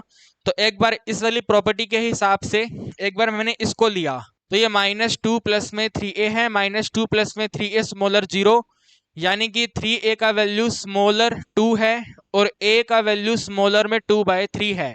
इसका ग्राफ बनाएंगे तो यहाँ पे कहीं पे 2/3 आएगा, 2/3 से स्मॉलर का मतलब है ये वाला आंसर है। ठीक है, दिस इज द आंसर, ये वाला वैल्यू 2/3 है। फिर इसके साथ में नोट करेंगे ये वाला भी स्मॉलर होना चाहिए। ठीक है, 12 प्लस में 3a, तो 12 प्लस में 3a डेरिवेटिव स्मॉलर 0 होना चाहिए। ठीक है, यहाँ पे आगे नोट करेंगे ये बनेगा 3a का स्मॉलर -12 होना चाहिए, तो a स्मॉलर -4 होना चाहिए। इसका ग्राफ बनाएंगे तो भाई -4 यहाँ पर आएगा इधर। ठीक है, ये वाला -4 आएगा, तो -4 से स्मॉलर ये वाला आंसर। अब इन दोनों का कॉमन आंसर चाहिए आपको। ठीक है, इन दोनों का कॉमन आंसर चाहिए। तो भाई देखो, अगर इस वैल्यू को मैं यहाँ पे बनाऊं, ठीक है, ये नंबर लाइन है, नंबर लाइन पे माइनस का 4 यहाँ पर आएगा, -4 है, ये ऐसे है, -4 से स्मॉलर आंसर चाहिए। तो इन दोनों को कॉमन करेंगे तो भैया कॉमन तो ये वाला आएगा ना, ये वाला, ठीक है ना, ये वाला आंसर कॉमन आता है ना, दिस इज द कॉमन। तो ये अगर कॉमन आता है तो आंसर बना -4 से छोटा, ठीक है भाई, -4 से छोटा, ठीक है। रेंज ऑफ ए बोल रहे हैं, तो रेंज ऑफ ए क्या रहेगा, रेंज ऑफ ए -4 से छोटा रहेगा, तो माइनस इन्फिनिटी से -4 रहेगा। इस तरीके से आप इस क्वेश्चन को सोल्व करेंगे, ठीक है भाई। ये रेंज वाला क्वेश्चन है, ठीक है ना, रेंज ऑफ ए यानी कि इंटरवल वाला क्वेश्चन, इंक्रीजिंग डिक्रीजिंग में। तो ऐसा क्वेश्चन आपके एग्जाम में आ सकता है, ठीक है भाई। एक और आपको क्वेश्चन मैं इसी के जैसा करवा देता हूँ, ठीक है, टेंशन लेने वाली बात नहीं है। क्वेश्चन कहता है -2x² प्लस में ax प्लस में 4, ठीक है। आइए क्वेश्चन लिखते हैं, कहाँ पे लिखें, यहीं पे लिख दें, इधर ही लिख देते हैं फटाफट तेजी में, ठीक है। क्वेश्चन कहता है कि भैया जो फंक्शन का वैल्यू है माइनस में 2 इंटू में x² के एडिशन में ax एडिशन में 4 है, ठीक है, ये वाला वैल्यू आपको दिया हुआ है। और यहाँ पे कहते हैं x की वैल्यू जो है, ठीक है, x की वैल्यू मैंने नोट नहीं करी, क्या क्या कर रहा हूं यार, हम क्या कर रहे हैं भाई, ठीक है भाई। x की वैल्यू क्या है, तो 2 मिनट दो यार, क्वेश्चन देख लूं एक बार x की वैल्यू क्या है, क्योंकि जब तक x का वैल्यू नहीं होगा तब तक क्वेश्चन हो नहीं पाएगा। तो 2 मिनट दो मुझे, ठीक है, x की वैल्यू अभी नोट करता हूं मैं। सो भाई देखिए, यहाँ पे आपको इंटरवल नोटेशन दे रखी है -2 से लेकर 3, ठीक है, ये वाली इंटरवल नोटेशन है -2 से लेकर के 3। तो अगर -2 से लेकर 3 है तो कोई बात नहीं, जैसे हमने यहाँ पे करा बिल्कुल सेम करेंगे, ठीक है। डिक्रीजिंग का ही क्वेश्चन है, और मतलब बिल्कुल सेम क्वेश्चन है, फंक्शन अलग दिया हुआ है, रेंज अलग दे रखी है, ए का वैल्यू आपको बताना है, ए का वैल्यू क्या हो सकता है। तो पहले इसका डेरिवेटिव करेंगे, ठीक है, डेरिवेटिव कर देंगे माइनस में 4x, ax का डेरिवेटिव करेंगे a, ये वाला डेरिवेटिव आ गया, ठीक है। और डेरिवेटिव हमारा क्या होना चाहिए, स्मॉलर 0 होना चाहिए। इसके बाद में इस रेंज की हेल्प लेंगे, तो रेंज की हेल्प में यहाँ पे लिखेंगे भाई -2 smaller equal x smaller equal 3।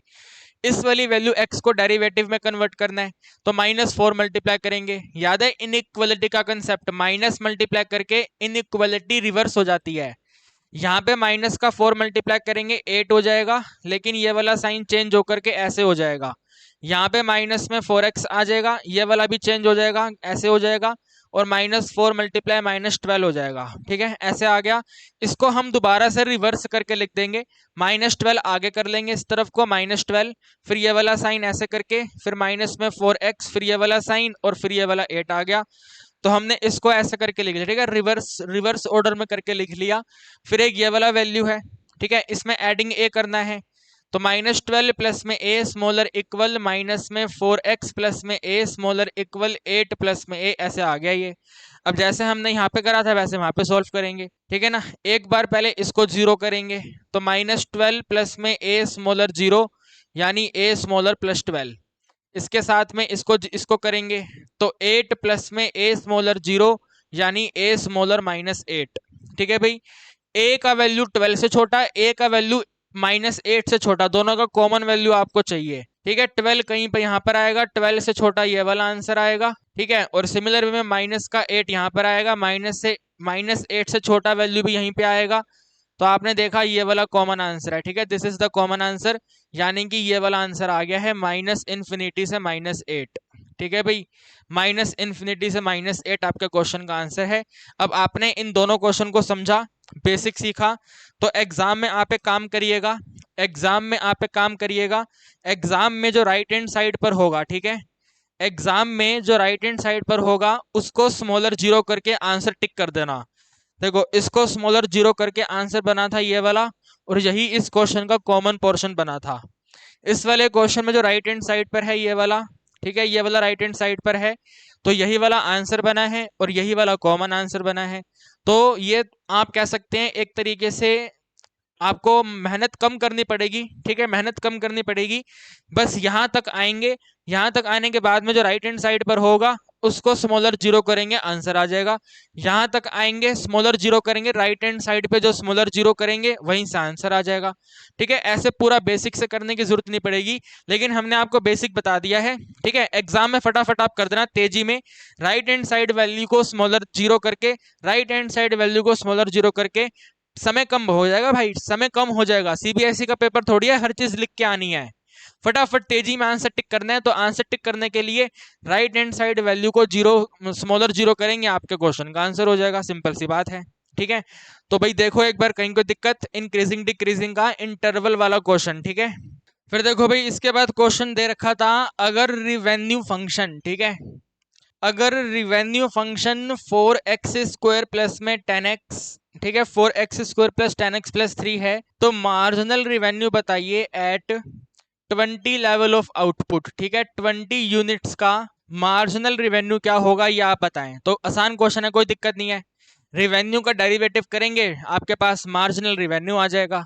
ठीक है, इसका डेरिवेटिव करना है, तो 4x² का डेरिवेटिव 8x हो गया, और ये 10x का 10 हो गया। 20 को यहाँ पुट करेंगे 160 हो जाएगा, 160 में 10 प्लस करेंगे 170 आएगा, तो 170 मार्जिनल रिवेन्यू है। देखते ही क्वेश्चन खत्म हो गया, फटाफट स्पीड से सोल्व हो गया। ठीक है, इसके बाद कहते हैं मिनिमम वैल्यू बताएं। ठीक है, क्या करना है, मिनिमम वैल्यू बतानी है। ठीक है, मिनिमम वैल्यू बतानी है। मिनिमम वैल्यू किसकी बतानी है, तो मिनिमम वैल्यू बतानी है x की पावर 2 माइनस में 8x प्लस में 17। ठीक है, इसका मिनिमम वैल्यू बताना है। तो मिनिमम वैल्यू बताने के लिए पहले इसका डेरिवेटिव करेंगे, क्रिटिकल वैल्यू पता करेंगे। तो 2x माइनस 8 डेरिवेटिव है, जीरो से इक्वेट करेंगे तो हमारे x का वैल्यू 4 आ गया। ठीक है, there is only one critical value, तो अगर सिर्फ एक ही क्रिटिकल वैल्यू है तो इससे एक ही क्रिटिकल वैल्यू पर आंसर मिनिमम जनरेट होगा। तो डायरेक्ट इस 4 को यहाँ पे फंक्शन में पुट कर देंगे। 4 की पावर 2 16 हो गया, 8 इंटू 4 करा 32 हो गया, प्लस में 17 है, इनको सोल्व करा तो 1 आ गया। ठीक है ना, नहीं 1 नहीं आ गया, 33 आ गया, सॉरी। दोनों को सोल्व करेंगे 33 आएगा, 33 में 32 माइनस करेंगे तो 1 हमारे क्वेश्चन का मिनिमम आंसर है। ठीक है, कितना आंसर आ गया भाई, मिनिमम आंसर कितना है, 1 इज द मिनिमम आंसर। ठीक है, इसके बाद क्वेश्चन दे रखा था आपको, मैक्सिमम वैल्यू बताएं। ठीक है, क्या था, मैक्सिमम वैल्यू बताइए क्या है, मैक्सिमम वैल्यू किसकी, तो maximum value 2x power 3 plus में 24x प्लस में 107 की। ठीक है, इन इंटरवल, इंटरवल वाला क्वेश्चन है, यानी कि ये एब्सोल्यूट मैक्सिमम एब्सोल्यूट मिनिमम का क्वेश्चन है। ठीक है, this is the absolute maximum absolute minimum question. जब भी इंटरवल गिवन होता है तो एब्सोल्यूट मैक्सिमम और एब्सोल्यूट मिनिमम का क्वेश्चन होता है। तो सबसे पहले इसका डेरिवेटिव करके वैल्यू पता करेंगे, तो बनेगा 2, नहीं 2 नहीं आएगा, चलो पहले क्वेश्चन लिख देता हूं, मैंने लिखा है तो 2x पावर 3 प्लस में 24x प्लस में 107। ठीक है, इसका डेरिवेटिव करेंगे तो 2 3 जा 6 इंटू में x पावर 2 प्लस में 24। ठीक है भाई, 2 इंटू में x पावर 2 प्लस में 24, इसको अगर हम जीरो करेंगे, ठीक है, अगर हम इसको जीरो करेंगे तो ये आंसर बनेगा अपने पास 6x² इक्वल टू माइनस का 24। अरे यार माइनस कैसे हो सकता है, किसी वैल्यू का स्क्वायर, x का कोई, x अगर कोई रियल नंबर है तो वो नेगेटिव तो होगा नहीं, नेगेटिव नहीं होगा तो यहां से x का वैल्यू डिटरमाइन नहीं होगा। ठीक है, अब यहां से डिटरमाइन नहीं होगा तो ये x की दो वैल्यू दे रखी है, तो फंक्शन के अंदर माइनस का 3 पुट करेंगे और फंक्शन के अंदर माइनस का 1 पुट करेंगे। ठीक है, घबरा मत जाना कि सर यहां से तो x का वैल्यू नहीं निकला, कोई बात नहीं, नहीं निकला। मैंने कहा ना ये एब्सोल्यूट मैक्सिमम एब्सोल्यूट मिनिमम का क्वेश्चन है, तो उसके लिए अब ये वाली दोनों वैल्यू तो है ही है अपने पास, इन दोनों वैल्यू को यहाँ पे सब्स्टिट्यूट कर देंगे। तो f ऑफ -3 बनेगा 2 मल्टीप्लाई बाय -3 की पावर 3 प्लस में 24 मल्टीप्लाई -3 के एडिशन में 107, और यहाँ पर आएगा ये 2 मल्टीप्लाई -1 की पावर 3 प्लस में 24 मल्टीप्लाई -1 प्लस में 107। ठीक है भाई, ये बन जाएगा -2 -24 प्लस में 107, टोटल बन गया -26 प्लस में 107। 7 में 6 माइनस करे, 7 में 6 माइनस करे तो 1 हो गए, 10 में 2 माइनस करे तो 8 हो गए, तो 81 आ गया। यहाँ पे देख लेते हैं, 2 की पावर 320, सॉरी 3 की पावर 327, 27 2 जा 54, तो -54। ठीक है, -54 और -24 3 जा 72, तो माइनस में 72, ठीक है, माइनस में 72 प्लस में 107, इन दोनों को सोल्व करेंगे तो भाई 7 और 5 होता है 12 और 6 माइनस का 126 और 107, तो भाई 26 में 7 माइनस करेंगे तो 19 हो जाएगा ये, है ना। माइनस में 19 आएगा तो भी माइनस का 19 तो छोटा वैल्यू है ना, तो ये 81 जो है 81 इसका मैक्सिमम आंसर है। ठीक है, 81 जो है मेरे दोस्तों वो इसका मैक्सिमम आंसर है। अगर यही वाला क्वेश्चन मिनिमम पूछ रहा होता तो ये माइनस का 19 मिनिमम हो जाता। ठीक है भाई, माइनस का 19 जो है ये मिनिमम वैल्यू हो जाती और ये वाली 81 मैक्सिमम वैल्यू है। कोई दिक्कत नहीं है, घबराने वाली बात बिल्कुल नहीं है कि सर यहाँ से वैल्यू नहीं निकल पाई, कोई इशू नहीं है, नहीं निकली तो नहीं निकली, लेकिन मैक्सिमम मिनिमम निकल गया। मैक्सिमम 81 है और मिनिमम माइनस 19 है। तो ऐसे कैटेगरी के क्वेश्चन भी एग्जाम में आ रहे हैं जहां पे डेरिवेटिव किया लेकिन डेरिवेटिव से आंसर नहीं निकल के आया, तो उसको ऐसे करेंगे। ठीक है, ओके, समझ पा रहे हैं। आप अपने साथियों का थैंक्स बोलिए कि उन्होंने क्वेश्चन हमें बता दिए और हम आपको बता पा रहे हैं। अगर आपके साथी नहीं बताते तो हम आपको भी नहीं बता पाते। Are you getting my point? तो अपने साथियों को धन्यवाद कहिए, और जब आपका एग्जाम हो जाएगा तो आप भी मुझे क्वेश्चन बता देना कि आपके और दूसरे साथियों को क्वेश्चन बता सकूं। समझ रहे हो ना भाई, खाली अपना अपना फायदा मत देखो, सबका फायदा करो। उन बच्चों ने आपका फायदा करा, आप आगे वाले बच्चों का फायदा करो। अंडरस्टैंड? तो देखो भाई, नोट करो इसको, फिर आगे बढ़ेंगे। ठीक है, फटाफट तेजी में नोट कर लो, फिर आगे बढ़ते हैं। फिर देखो भाई, एक ये क्वेश्चन था, ठीक है, एक ये क्वेश्चन था मार्जिनल फंक्शन से। भाई फंक्शन नहीं, फंक्शन नहीं दिया हुआ, रुको यार, ये तो फिर अधूरा क्वेश्चन हो गया ना। या चलो रुको, आपको दिया हुआ था टोटल कॉस्ट। टोटल कॉस्ट है 27 प्लस में 15 इंटू एक्स प्लस में 3x²। ठीक है, टोटल कॉस्ट है, ये वाला टोटल कॉस्ट है। तो कह रहे थे एक्स का वैल्यू बताएं। ठीक है, एक्स का वैल्यू बताएं जहां पर मार्जिनल कॉस्ट इक्वल है एवरेज कॉस्ट के। ठीक है भाई, जहां पर एवरेज कॉस्ट और मार्जिनल कॉस्ट इक्वल है वहां पर एक्स की वैल्यू क्या है, जरा ये बताइए। तो भाई आसान क्वेश्चन है, ज्यादा दिक्कत वाली बात हमें लेनी नहीं है। मार्जिनल कॉस्ट क्या होता है देखना है। मार्जिनल कॉस्ट का मतलब है इसका डेरिवेटिव 27 जीरो हो जाएगा, इसका डेरिवेटिव 15 आएगा, इसका डेरिवेटिव 6 इंटू में एक्स आएगा इक्वल टू एवरेज कॉस्ट का मतलब है इन सभी वैल्यू को एक्स से डिवाइड कर दो। इसको एक्स से डिवाइड करेंगे तो 27 डिवाइड बाई एक्स, इसको एक्स से डिवाइड करेंगे सिंपल सा 15, इसको एक्स से डिवाइड करेंगे सिंपल सा 3x आ गया। ठीक है भाई, सिंपल सिंपल 3x आ गया। 15 और 15 यहाँ पे कट हो गया। ठीक है, 15 वैल्यू कट हो गई, आपके पास रिमेनिंग है 6x इक्वल टू में 27 डिवाइड बाई एक्स के एडिशन में 3x।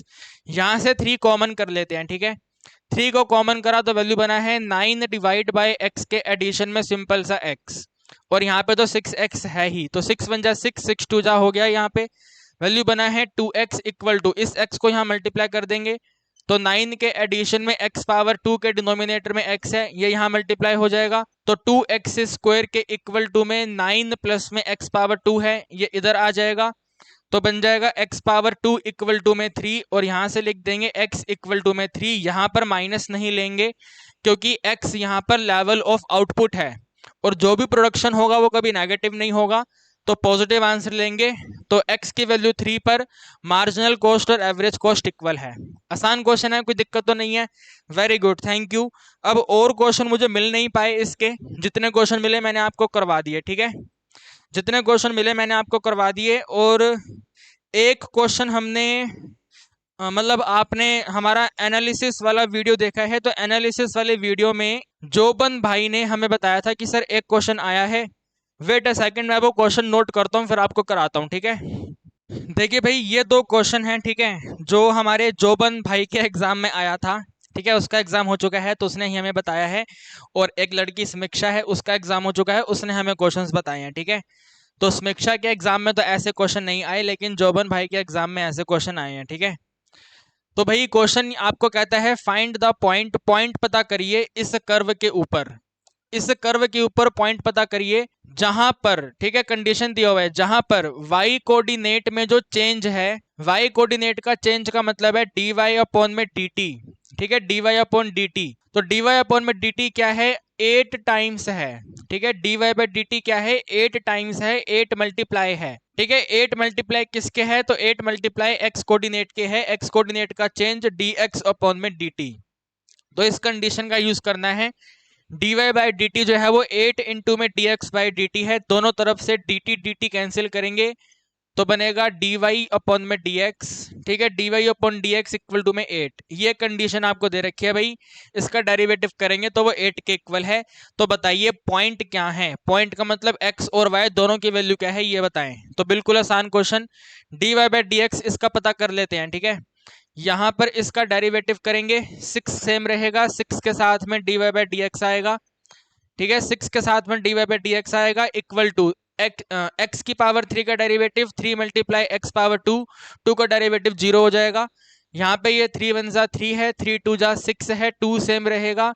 D Y by D X 8 है तो 8 आएगा इक्वल टू में एक्स पावर 2 आएगा, यानी कि एक्स पावर 2 का वैल्यू 16 है। और यहाँ से x के दो आंसर आ गए, एक है x की वैल्यू 4 और एक है x की वैल्यू -4। ठीक है भाई, x की वैल्यू 4, x की वैल्यू -4, यानी कि 2 पॉइंट हैं। ठीक है, इस कर्व के ऊपर 2 पॉइंट हैं, एक इससे निकलेगा एक इससे निकलेगा। तो भाई अगर x का वैल्यू 4 है, ठीक है, x का वैल्यू 4 है तो यहाँ पे सब्सिट्यूट करेंगे तो ये बनेगा 6y इक्वल टू में x की पावर 3 यानी कि 4 की पावर 3 एडिशन में 2, और यहाँ पे बनेगा 6y इक्वल टू में -4 की पावर 3 एडिशन में 2। इन दोनों को सोल्व करेंगे y का आंसर आ जाएगा। सो 6y इक्वल टू 4 की पावर 3 64, 64 में 2 ऐड करेंगे तो बनेगा 66, और 6y में 6 इसको कट करके 11 करेगा, यानी कि y का वैल्यू 11 है। तो पहला पॉइंट है 4 और 11। ठीक है भाई, पहला पॉइंट क्या है, 4 और 11 है। दूसरे पॉइंट के लिए 4 की पावर 3 अगेन 64, 64 में एडिंग 2 करेंगे तो बनेगा माइनस में 62। ये है यहाँ पे सिंपल सा 6y। ठीक है, तो यहाँ पे लिखेंगे y इक्वल टू माइनस का 62 डिवाइड बाय 6। इसे हमें 2 के टेबल पे कट करना पड़ेगा तो 31/3 हो जाएगा ये। ठीक है, 31 डिवाइड बाय 3, तो दूसरा पॉइंट निकल कर आया है -4 के साथ में माइनस का 31 डिवाइड बाय 3। ठीक है भाई, ये वाला क्वेश्चन बना है। ठीक है, ये वाला और ये वाला। ठीक है भाई, तो टोटल 2 पॉइंट हैं आपके एग्जाम में, जहां पर जिस ऑप्शन में 2 पॉइंट होंगे उस पर टिक कर देना। सिमिलर में अगर इस वाले क्वेश्चन को देखा जाए तो सेम है, find the point on the curve. ये आपको कर्व दे रखी है, इस कर्व के ऊपर पॉइंट आपको पता करने हैं। At which y coordinate is changing twice as fast as x coordinate, 2 गुना x कोऑर्डिनेट का y कोऑर्डिनेट में चेंज हो रहा है, यानी कि dy अपॉन में dt जो है, ठीक है, dy बाई dt जो है वो 2 मल्टीप्लाई बाय dx अपॉन में dt है। ठीक है, dt dt कैंसिल करेंगे, dy अपॉन में dx का टोटल वैल्यू 2 आएगा। ठीक है भाई, dy बाई dx का टोटल वैल्यू 2 आएगा। अब हम इसका डेरिवेटिव करेंगे। ठीक है, इसका डेरिवेटिव करेंगे तो y का डेरिवेटिव dy अपॉन में dx, ठीक है, y का derivative dy by dx 2/3 same, x power 3 का डेरिवेटिव 3 इंटू एक्स पावर 2, 1 का डेरिवेटिव 0। dy बाई dx का वैल्यू 2 है तो 2 इक्वल टू में ये वाली वैल्यू कैंसिल हो गई, तो 2 इक्वल टू में 2 इंटू एक्स पावर 2, 2 2 कैंसिल हो गया, x की पावर 2 1 है, तो यहाँ से x के 2 आंसर आ गए। ठीक है भाई, x के 2 आंसर आ गए, x का वैल्यू 1 है और x का वैल्यू -1 है। ठीक है, देयर आर 2 आंसर, x का वैल्यू 1 है और x का वैल्यू -1 है। अगर x का वैल्यू 1 है तो यहाँ पे सब्सिट्यूट करेंगे तो ये बनेगा y इक्वल टू में, देखो 1 की पावर 3 1 होती है, तो 2/3 में एडिंग 1 करेंगे तो आंसर 5/3 होगा। तो पहला पॉइंट है 1 और 5/3। ठीक है भाई, पहला पॉइंट है 1 और 5/3। -1 यहाँ पे सब्सिट्यूट करेंगे, ठीक है ना, यहाँ पे -1 सब्सिट्यूट करेंगे तो y इक्वल टू में 2 के साथ में माइनस हो जाएगा, तो माइनस का 2/3 के एडिशन में 1, यानी कि y इक्वल टू में 1 डिवाइड बाई 3। ठीक है, y का वैल्यू कितना है, 1/3 है। तो दूसरा पॉइंट है -1 और 1/3। ठीक है, -1 और 1/3, तो एक ये पॉइंट है एक ये पॉइंट है, जिस ऑप्शन में 2 पॉइंट होंगे उस पर टिक कर देंगे। वेरी वेरी सिंपल, समझ गए ना भाई। ठीक है ना, find the point on the curve changing. जोबन भाई इस वाले क्वेश्चन को स्किप करके आया था, आप लोग स्किप मत करना। ठीक है, आपको मैंने करवा दिया है, आप स्किप मत करना, 1000% फटाफट तेजी में सोल्व कर लेना। ओके, देखिए भाई, इसके बाद अगर हम इंटीग्रेशन पर आए, है ना, इसके बाद में अगर इंटीग्रेशन पर आते हैं तो भाई इंटीग्रेशन के ज्यादा क्वेश्चन तो मुझे नहीं मिल पाए हैं, 2 क्वेश्चन मिल पाए हैं, 2 क्वेश्चन आपको मैं करवा देता हूं। ठीक है, तो भाई 2 क्वेश्चन ऐसे हैं। पहला क्वेश्चन तो कहता है इंटीग्रेशन करिए, ठीक है, इंटीग्रेशन करिए dx के डिनोमिनेटर में x के साथ में x की पावर 5 प्लस में 3 का। ठीक है भाई, इसका इंटीग्रेशन करिए और बताइए आंसर क्या है। ठीक है, what is the final answer, जल्दी फटाफट स्पीड में बताना है।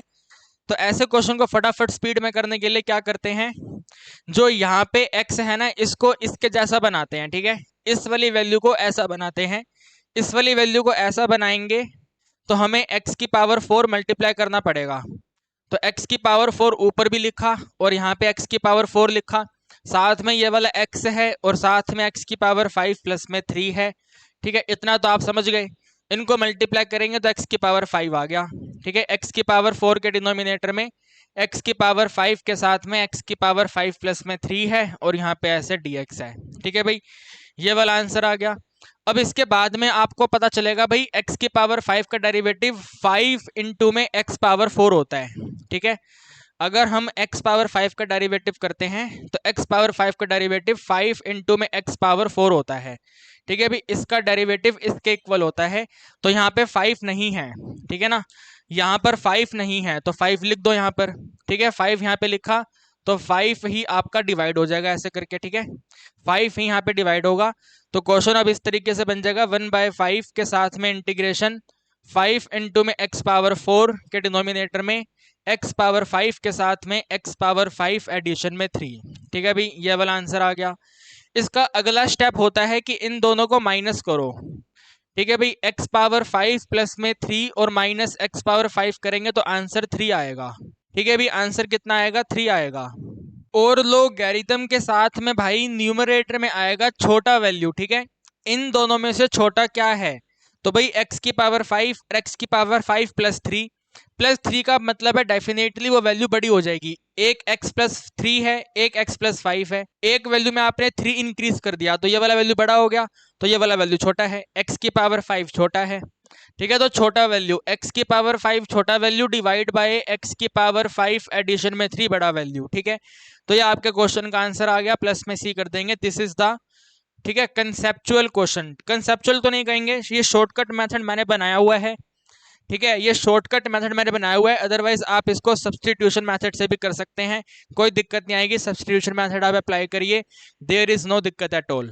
लेकिन अगर फटाफट करना है तो ये वाला मेथड सही होता है। ठीक है, एक और क्वेश्चन की हम प्रैक्टिस कर लेते हैं। ठीक है, घबराने वाली बात नहीं है, एक और क्वेश्चन की प्रैक्टिस कर लेते हैं। देखो, हमने क्वेश्चन आपको लिख के दिया, वैल्यू dx के डिनोमिनेटर में, ठीक है, वैल्यू dx के डिनोमिनेटर में x है, x के साथ में x की पावर 4 माइनस में 3 है।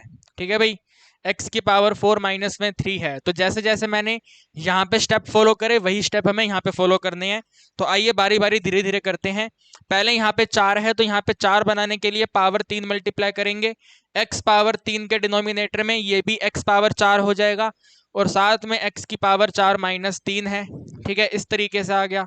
अब इस x की पावर 4 का डेरिवेटिव, तो x की पावर 4 का डेरिवेटिव होगा 4 इंटू एक्स पावर 3। ये 4 यहाँ पर नहीं है, 4 को लिख देंगे, 4 को लिखेंगे तो 4 इंटू एक्स पावर 3 और यहाँ पे ऐसे 1/4, तो 1/4 यहाँ पे आएगा x की पावर 4 के साथ में x की पावर 4 माइनस में 3 और यहाँ पे ऐसे dx। ठीक है भाई, समझ गए। अब इन दोनों को माइनस करना है। ठीक है, इन दोनों को माइनस करना है, तो भाई x की पावर 4 में माइनस करना है हमें x की पावर 4 माइनस 3, तो बनेगा x की पावर 4 माइनस में x की पावर 4 प्लस में 3, ये दोनों वैल्यू कैंसिल, 3 रिमेनिंग है। तो 4 के साथ में 3 आएगा, 4 के साथ में 3 1/12 होगा, 1/12 के साथ में लोगैरिथम होगा, लोगैरिथम के साथ में छोटा वैल्यू, स्मॉलर टर्म। छोटा वैल्यू क्या है, तो छोटा वैल्यू देखो, ये वाली x की पावर 4 है, समझो आप, एक x की पावर 4 है, दूसरा x की पावर 4 है, एक में वैल्यू 3 कम कर दिया, तो 3 कम कर दिया तो ये वाला छोटा हो गया, तो x की पावर 4 माइनस 3 छोटा है, तो छोटा पहले आएगा। x की पावर 4 माइनस 3 के डिनोमिनेटर में x की पावर 4, ये आपके क्वेश्चन का आंसर आ गया। मेरे दोस्तों, इससे बेहतर तरीका फटाफट तेजी में इस क्वेश्चन को निपटाने का नहीं हो सकता। तो उम्मीद करता हूं कि आपको ये समझ आ गया है, अगर नहीं आया है तो कोई बात नहीं, आप सब्सटीट्यूशन मेथड लगाइए, उस मेथड से भी आपका आंसर यही आएगा। ठीक है, सब्सटीट्यूशन मेथड लगाइए और साथ में एक और लगेगा पार्शियल फ्रैक्शन, ये दो मेथड का कॉम्बिनेशन लगेगा, तब आपका फाइनल आंसर बनेगा। मैंने फटाफट 3 लाइनें में आंसर निपटा दिया, उम्मीद करता हूँ कहानी आपको समझ आ गई है। ठीक है, इसके बाद में भाई एक हमें डेफिनेट इंटीग्रेशन का क्वेश्चन मिला है। ठीक है, डेफिनेट इंटीग्रेशन का क्वेश्चन है, अगर वैल्यू 1 से लेकर के 2 है 1 से लेकर के 2 है, x की पावर पे 2x है, और इसके साथ में 1 प्लस में log x है। ठीक है भाई, 1 प्लस में log x है, तो इसका आंसर क्या है जरा बताएं। ठीक है, तो भाई इस वाले क्वेश्चन को करने के लिए आपको मालूम होना चाहिए कि अगर हम d बाई डी एक्स करते हैं x की पावर x का, तो इसका आंसर होता है x की पावर x के साथ में 1 प्लस में log x। ठीक है भाई, इस वाली वैल्यू को आपको लर्न करना पड़ेगा। ठीक है, ये वाला कंपल्सरी वाले सेक्शन का क्वेश्चन है, तो इस वाली वैल्यू को लर्न कर लो। x की पावर x का डेरिवेटिव होता है x की पावर x के साथ में 1 प्लस log x। अब इसके बाद में आपको इस वाली वैल्यू को थोड़ा कन्वर्ट करना है, x की पावर x बनाना है। ठीक है, वैल्यू दी हुई है x की पावर 2x, तो इसको आप लिख दो ये x की पावर x की होल पावर 2 है। ठीक है भाई, क्या है, x की पावर x का होल स्क्वायर है। फिर उसके बाद में x की पावर x को हम t मान लेंगे। ठीक है, तो हमने x की पावर x को t माना। ठीक है भाई, x की पावर x को हमने माना ये t है, इसका डेरिवेटिव करा, डेरिवेटिव ये होगा, तो x की पावर x के साथ में 1 प्लस में log x है। ठीक है, 1 प्लस में log x है, और t का डेरिवेटिव dt के डिनोमिनेटर में dx है। यहाँ पे dx को मल्टीप्लाई कर देंगे, और x की पावर x को मैंने t माना हुआ है, तो t के साथ में आएगा 1 प्लस में log x। ठीक है, 1 प्लस में log x के साथ में dx और इक्वल टू में dt, जहां पे आप लिख देंगे 1 प्लस में log x जो है, अगर मल्टीप्लाई करेंगे dx के साथ तो आंसर आएगा dt के डिनोमिनेटर में t। ठीक है भाई, क्या बनेगा, dt के डिनोमिनेटर में t। तो हम अब इस वाली वैल्यू को चेंज करेंगे। कैसे करेंगे, ध्यान से देखना, इंटीग्रेशन है और ये 1 और 2 चेंज हो जाएगा, क्योंकि ये डेफिनेट इंटीग्रेशन है, तो 1 और 2 का लिमिट चेंज होगा। अगर यहाँ पे 1 पुट करेंगे, 1 की पावर 1, 1 की पावर 1 1 होएगा, 2 पुट करेंगे तो 2 की पावर 2, भाई 1 पुट करा 1 की पावर 1, 2 पुट करा 2 की पावर 2, तो 2 की पावर 2 कितना होता है, आप कहेंगे सर 2 की पावर 2 4 होता है, तो लिमिट चेंज हो गया, ऐसे आ गया। ठीक है, अब हमने क्या करा था, इस वाले वैल्यू को लिखा हुआ है x की पावर x का स्क्वायर। ठीक है, क्या लिखा हुआ है, x की पावर x का स्क्वायर, और हमने माना है x की पावर x t है, तो ये बन गया है t का स्क्वायर। t स्क्वायर के साथ में ये वाला जो आंसर है 1 प्लस log x dx, ये है dt अपॉन में t।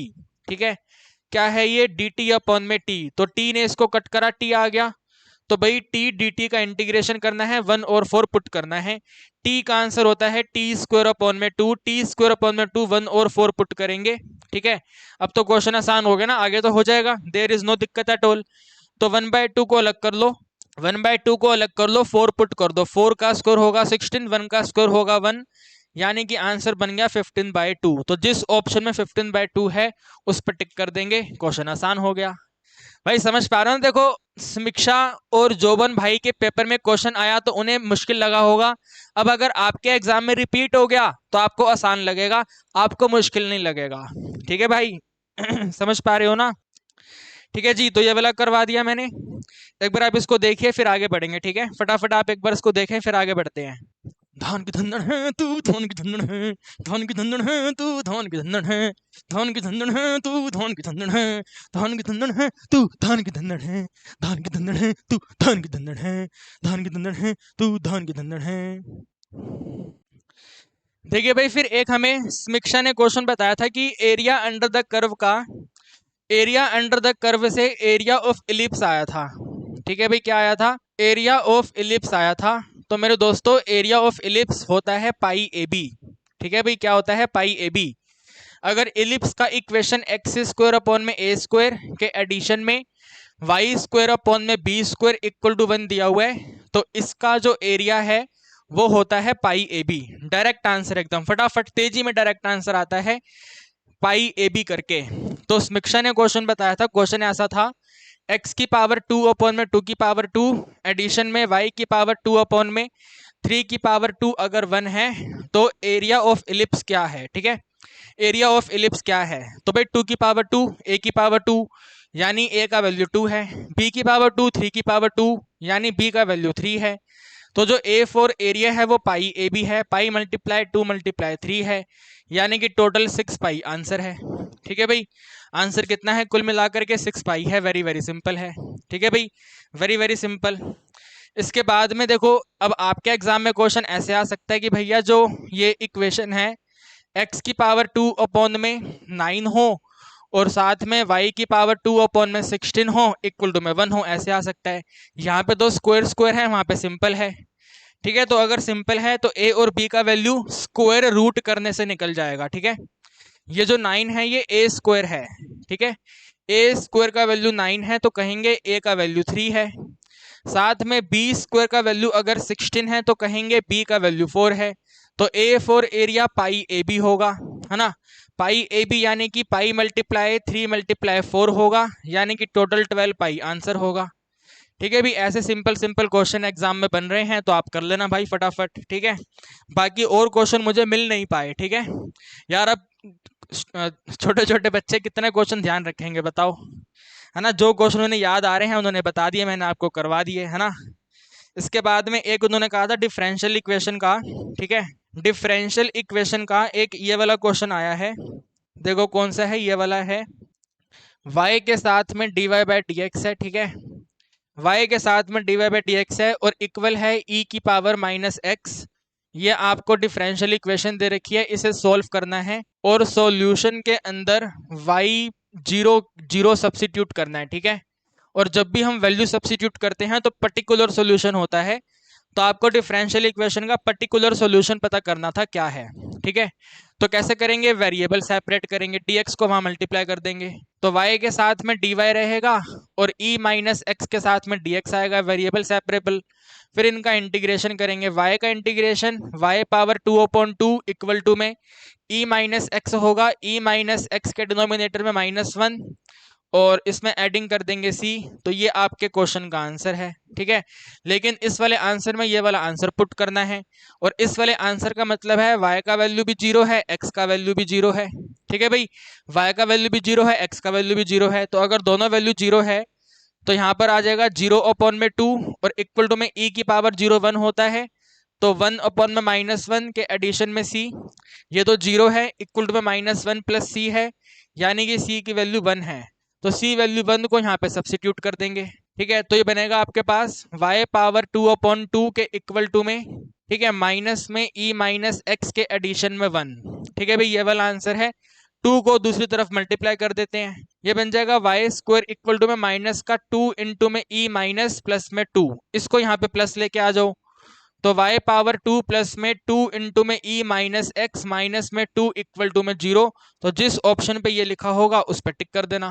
ठीक है भाई, जहां पर ये होगा वहां पे टिक कर देना, वेरी सिंपल। ठीक है, इसके बाद में अगर हम भाई आगे बढ़े, यूनिट नंबर 4 प्रोबेबिलिटी की बात करें। ठीक है, यूनिट नंबर 4 प्रोबेबिलिटी की बात करें तो प्रोबेबिलिटी चैप्टर के अंदर डायरेक्ट फॉर्मूला वाले क्वेश्चन आए थे। ठीक है, डायरेक्ट फॉर्मूला यानी कि मीन का फॉर्मूला क्या होता है ये बताइए, तो मीन का फॉर्मूला समेशन पी एक्स होता है। ठीक है, वेरियांस का फॉर्मूला क्या होता है बताएं, तो वेरियांस होता है आपका, वेरियांस होता है summation P into x square minus में समेशन पी एक्स का होल स्क्वायर। ठीक है, और स्टैंडर्ड डेविएशन क्या होता है, ठीक है, प्रोबेबिलिटी की बात कर रहा हूं मैं, ये स्टैंडर्ड डेविएशन का फॉर्मूला क्या होता है। ठीक है, फॉर्मूला बेस्ड क्वेश्चन थे। स्टैंडर्ड डेविएशन का फॉर्मूला होता है आपका स्क्वायर रूट ऑफ दिस वाला वैल्यू, तो square root of summation P X square minus में समेशन पी एक्स का होल स्क्वायर। ठीक है, ये वाला फॉर्मूला, अगर ये वाले फॉर्मूले आपके एग्जाम में अकॉर्डिंग टू बाइनोमियल डिस्ट्रीब्यूशन आ गए, ठीक है, बाइनोमियल डिस्ट्रीब्यूशन आ गए, तो बाइनोमियल डिस्ट्रीब्यूशन में जो मीन होता है वो होता है n इंटू पी, एंड जो वेरियांस होता है, ठीक है, जो वेरियांस होता है वो एन पी क्यू होता है, और जो स्टैंडर्ड डेविएशन होता है, ठीक है, जो आपका स्टैंडर्ड डेविएशन होता है, स्टैंडर्ड डेविएशन अंडर रूट में एन पी क्यू होता है। तो भाई ये वाले फॉर्मूला बेस्ड क्वेश्चन थे, और फॉर्मूला बेस्ड क्वेश्चन के साथ में समीक्षा के पेपर में पॉइजन डिस्ट्रीब्यूशन और नॉर्मल डिस्ट्रीब्यूशन का क्वेश्चन आया था। ठीक है, अब वो क्वेश्चन कौन सा था ये नहीं पता, तो मैं आपको करवा नहीं पाऊंगा, लेकिन मैं बता रहा हूं आपको पॉइजन डिस्ट्रीब्यूशन और नॉर्मल डिस्ट्रीब्यूशन का क्वेश्चन था। ठीक है, हालांकि ये आउट ऑफ सिलेबस है, सीयूईटी के सिलेबस से बाहर है, लेकिन ये वाले दोनों आपके एग्जाम में आए थे। ठीक है, इन दोनों टॉपिक से एक एक क्वेश्चन आया था, और क्योंकि समीक्षा एक इंटेलिजेंट बच्ची है तो उसको ये दोनों के दोनों टॉपिक अभी तक याद हैं। क्लास 12th का एग्जाम लास्ट मंथ ही तो हुआ है, तो उसको ये दोनों के दोनों टॉपिक याद हैं, तो उसने ये क्वेश्चन अटेम्प्ट कर दिए थे। आप लोग इन क्वेश्चंस को स्किप कर देना, ठीक है ना। 10 क्वेश्चन स्किप करने हैं ना मेरे भाई, तो 10 क्वेश्चन में से 2 क्वेश्चन ये वाले हो जाएंगे, जो आपको नहीं आते हैं वो हम स्किप कर देंगे। बाकी फॉर्मूला बेस्ड क्वेश्चन थे वो मैंने आपको करवा दिए, ठीक है। बात समझ पा रहे हैं आप? देखिए भाई, एक क्वेश्चन ये भी आया था, ठीक है, एक क्वेश्चन ये भी आया था, कहता है सम एंड प्रोडक्ट अगर आप करेंगे मीन और वेरियांस का, तो सम दिया हुआ है 1.8 और प्रोडक्ट दिया हुआ है 0.8, ठीक है। सम और प्रोडक्ट आपको दिया हुआ है, साथ में कहते हैं find the probability distribution. Probability distribution का मतलब है Q प्लस में P की पावर n आपको बतानी है, ठीक है। इसी वाली नोटेशन को प्रोबेबिलिटी डिस्ट्रीब्यूशन कहते हैं, Q plus P power n, P plus Q नहीं, Q plus P power n, Q पहले P बाद में। और फिर कहते हैं प्रोबेबिलिटी बताइए एटलीस्ट वन सक्सेस का क्या होगा, तो भाई एटलीस्ट वन सक्सेस का मतलब है 1 में से माइनस कर देंगे प्रोबेबिलिटी नो सक्सेस, ठीक है। प्रोबेबिलिटी नो सक्सेस यानी कि 1 में माइनस कर देंगे Q की पावर n, ठीक है, 1 माइनस में Q पावर n। तो एक तो ये बताना है और एक आपको ये बताना है, दोनों मतलब दोनों में से कोई एक एग्जाम में आया था, एग्जैक्ट क्या था मालूम नहीं है, लेकिन स्टेटमेंट ऐसे दे रखी थी, तो स्टेटमेंट के हिसाब से मैंने क्वेश्चन फ्रेम कर लिया है। आइए आपको करवा देते हैं, ठीक है भाई। देखो सम दिया हुआ है मीन और वेरियांस का, मीन ये है वेरियांस ये है, ठीक है। तो एनपी में अगर एडिंग कर देंगे एनपीक्यू, ठीक है, एनपी में एडिंग कर देंगे एनपीक्यू, तो एडिंग वाले का आंसर 1.8 है। साथ में कहते हैं अगर प्रोडक्ट करेंगे तो NP को मल्टीप्लाई कर देंगे NPQ से, तो टोटल आंसर 0.8 है। तो इन दोनों का यूज करके आपको पता लगाना है P और Q और N का वैल्यू क्या है, ठीक है। NP और Q का फाइनल आंसर क्या है ये आपको पता करना है, ठीक है। तो कैसे करेंगे ध्यान से समझना, ठीक है। यहाँ पे अगर आप मल्टीप्लाई करेंगे तो बनेगा ये n स्क्वायर पी स्क्वायर के साथ में Q के इक्वल टू में 0.8, ठीक है भाई। n square P square Q के साथ में 0.8। यहाँ पे अगर आप NP कॉमन कर लोगे तो बनेगा 1 प्लस में Q, तो 1 प्लस में Q की वैल्यू 1.8। देखो भाई यहाँ पे n स्क्वायर पी स्क्वायर है, तो इसको भी n स्क्वायर पी स्क्वायर में कन्वर्ट करने के लिए स्क्वायरिंग कर लेंगे, तो n स्क्वायर पी स्क्वायर के साथ में 1 प्लस में Q का होल स्क्वायर इक्वल टू में 1.8 का स्क्वायर, ठीक है। आपको मालूम है ना 1.8 का स्क्वायर कितना होता है। यहाँ छोड़ो, मालूम करके क्या करेंगे, छोड़ो परे, हम इन दोनों को डिवाइड कर देते हैं, ठीक है। डिवाइड करेंगे तो n स्क्वायर पी स्क्वायर के साथ में 1 प्लस में Q का होल स्क्वायर को डिवाइड करेंगे हम n square P square Q को इक्वल टू में 1.8 को 2 बार लिख देते हैं, 1.8 मल्टीप्लाई 1.8 के डिनोमिनेटर में 0.8, इसको अलग से सॉल्व कर लेंगे, मल्टीप्लाई करने की जरूरत नहीं पड़ेगी, ठीक है। यहाँ पर अगर ध्यान से देखें तो n square P square cancel हो गया, तो आपके साथ में वैल्यू बना है 1 प्लस में Q का होल स्क्वायर, ठीक है भाई। 1 प्लस में Q का होल स्क्वायर के डिनोमिनेटर में Q के इक्वल टू में, इसको थोड़ा कटपिट करना है, तो इसको कटते हैं 2 9 जा, ठीक है, 2 9 जा, और यहाँ पे आ जाएगा मतलब ये 0.9 आएगा, ठीक है। 2 9 जा और 2 4 जा, फिर दोबारा से इसको कट कर लेते हैं 2 9 जा, ठीक है, 2 9 जा, और इसको यहाँ पे 2 2 जा, तो आंसर बना है हमारे पास में, ध्यान से देखो आंसर बना है 0.9। 0.9 का मतलब है 0.81 के डिनोमिनेटर में सिंपल सा 0.2, ठीक है भाई। 0.81 के डिनोमिनेटर में सिंपल सा 0.2, अगर हम 2 के साथ में 0 चिपका दें तो आप इसको लिख सकते हैं 81 के डिनोमिनेटर में 2020, और यहाँ पर अपने पास वैल्यू है ये वाली, ठीक है। इसको अगर ओपन करते हैं 1 का स्क्वायर 1, Q का स्क्वायर Q स्क्वायर, और साथ में 2Q, और इसके डिनोमिनेटर में सिंपल सा Q, ठीक है भाई। इस तरीके से वैल्यू बनी है अपने पास, 1 प्लस में Q का होल स्क्वायर के डिनोमिनेटर में 2 की टोटल वैल्यू है 81 डिवाइड बाई 20। अब हमें इनको क्रॉस मल्टीप्लाई करना पड़ेगा, ठीक है। 20 को इस पूरे से मल्टीप्लाई करेंगे तो 2020 के एडिशन में 20 इंटू में Q स्क्वायर के एडिशन में 2 इंटू 20 का मतलब है 40Q, 40Q के इक्वल टू में 81 को Q से कर देंगे तो 81 मल्टीप्लाई Q, ठीक है भाई। ये 20 Q स्क्वायर आगे रहेगा, तो 20 Q स्क्वायर के साथ में ये वाला वैल्यू माइनस होगा, ठीक है। माइनस करने पे आएगा अपने पास माइनस का 41Q, और लास्ट वाला 20 के इक्वल टू में टोटल 0, ठीक है भाई। ऐसे आ गया, 20 को 20 से मल्टीप्लाई करेंगे तो 400 आएगा, 400 के हमें फैक्टर बनाने हैं, प्लस करने पे 41 आ जाए, ठीक है भाई, प्लस करने पे 41 आ जाए, 400 है और 41 लेके आना है। तो भाई देखो ध्यान से देखो, 400 20 मल्टीप्लाई बाय 20 400 था, ठीक है, 20 को लिख देते हैं 5 मल्टीप्लाई बाय 4, इसको भी लिख देते हैं 5 मल्टीप्लाई बाय 4, 5 और 5 करेंगे 25 हो जाएगा, 4 और 4 करेंगे 16 आएगा, दोनों को ऐड करेंगे 41 आ जाएगा। तो फैक्टर बने हैं 25 और 16, ठीक है भाई, फैक्टर बने हैं 25 और 16। तो आप यहाँ पे नोट करेंगे भाई 20 क्यू स्क्वायर है, माइनस कर देंगे 25 इंटू क्यू, माइनस कर देंगे साथ में 16 मल्टीप्लाई क्यू, एडिंग करेंगे 20 के इक्वल टू में 0, ठीक है भाई, ये आएगा। अब इसके आपको फैक्टर बनाने हैं, ठीक है, फैक्टर बनाएंगे तो आपके पास में वैल्यू बनेगा कुल मिलाकर के, ठीक है, कुल मिलाने का मतलब है इनको कॉमन वगैरह लेना है, ठीक है, तो कॉमन वगैरह लेंगे तो बनेगा 4 क्यू माइनस 5 के साथ में 5 इंटू क्यू माइनस 4 की टोटल वैल्यू 0। अगर इसको 0 करेंगे तो बनेगा q इक्वल टू में 5/4, इसको 0 करेंगे तो बनेगा q इक्वल टू में 4/5, ठीक है भाई।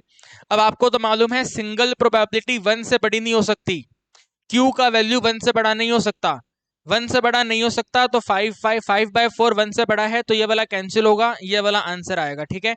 q का वैल्यू 4/5 है तो p का वैल्यू 1/5 होगा, ठीक है, p का वैल्यू 1/5 होगा। ये डिस्ट्रीब्यूशन बनाना है तो डिस्ट्रीब्यूशन में q पहले लिखना है, तो 4/5 में एडिंग करना है 1/5, अब पावर n, भाई ये पावर n तो मैंने कैलकुलेट ही नहीं करी यार, पावर n तो भाई मैंने कैलकुलेट ही नहीं करी, तो पावर n कैलकुलेट कर लो। इन दोनों की दोनों वैल्यू को आप एक काम करें, ठीक है, आप एक काम करें, यहाँ पर सब्सिट्यूट, यहाँ पर सब्सिट्यूट कर दें, इधर सब्सिट्यूट कर दें और पता करें n का वैल्यू क्या है। मैं अभी कॉपी करके लिख देता हूँ, ठीक है, अभी हम कॉपी करके लिख देते हैं, n का वैल्यू 5 आएगा, ठीक है भाई, n का वैल्यू कितना आएगा 5 आएगा। मुझे आपके ऊपर भरोसा है, मैंने आपको पी क्यू बता दिया, पी क्यू को यहाँ पे सब्सिट्यूट करना है और n का वैल्यू पता करना है, और कोई बड़े वाली बात नहीं है, ठीक है। तो अगर n का वैल्यू पता करेंगे तो n का वैल्यू 5 आएगा, तो यहाँ पे 5 आ गया, तो ये आपका डिस्ट्रीब्यूशन है। अगर प्रोबेबिलिटी बतानी है तो प्रोबेबिलिटी के लिए 1 में माइनस कर देंगे, q का मतलब 4/5 है, तो 4/5 की पावर 5, ठीक है भाई, ये आपका आंसर आ गया। ओके, समझ पाए, 1 माइनस में 4 की पावर 5/5। अगर आप इसको भी थोड़ा सोल्व करेंगे, ठीक है, इसको भी सोल्व करेंगे तो बनेगा 3125, ठीक है, 1 माइनस में 1024 के डिनोमिनेटर में 3125। अब इसको भाई माइनस कर दो यार, कितना आएगा, 5 में 4 माइनस करेंगे 1 आएगा, 3 में 2 में 2 माइनस करा 0, 1 में 0 माइनस करा 1, और 3 में 1 माइनस करा 2, 2101 अपन में 3125, जिस ऑप्शन में ये लिखा होगा उस पर टिक कर देना, ठीक है भाई। तो एक ये लेवल का क्वेश्चन एग्जाम में देखने को मिला था, जो हमने आपको करवा दिया। उम्मीद करता हूँ कहानी आपको समझ आ गई है, ठीक है। तो 4 यूनिट तक हो गया है, एक बार आप यहाँ तक देख लें फिर आगे बढ़ते हैं, ठीक है, एक बार आप यहाँ तक देखें सही से, इसको समझें, फिर आगे बढ़ते हैं। फिर भाई अगर हम आगे बात करें यूनिट नंबर 5 यानी कि इन्फ्रेंशियल स्टैट्स से, तो इन्फ्रेंशियल स्टैट्स में सबसे पहले तो क्वेश्चन आया था स्टैटिस्टिक और पैरामीटर क्या क्या होते हैं। तो पॉपुलेशन की कैलकुलेशन पैरामीटर होता है और सैंपल का कैलकुलेशन स्टैटिस्टिक होता है। तो क्वेश्चन ऐसा हुआ था, which of the following is the sample statistic, कौन सा गिवन ऑप्शन में से सैंपल स्टैटिस्टिक है। तो यानी कि 3 ऑप्शन डेफिनेटली पॉपुलेशन वाले रहे होंगे, population mean, population standard deviation, population variance, और चौथा ऑप्शन कोई sample mean, sample variance, sample standard deviation रहा होगा, तो उस पर टिक करना था। अब एग्जैक्ट क्वेश्चन था, डेटा क्या था मुझे नहीं मालूम है, लेकिन क्वेश्चन यही था कि कौन सा गिवन ऑप्शन में से सैंपल स्टैटिस्टिक है या फिर कौन सा गिवन ऑप्शन में से पॉपुलेशन पैरामीटर है। तो आपको मालूम है ना भाई, पॉपुलेशन पैरामीटर पॉपुलेशन की कैलकुलेशन, सैंपल स्टैटिस्टिक सैंपल की कैलकुलेशन, कोई दिक्कत नहीं। इसके बाद में सेकंड क्वेश्चन आया था आपका, टी टेस्ट का फॉर्मूला क्या होता है, what is the formula for the T test.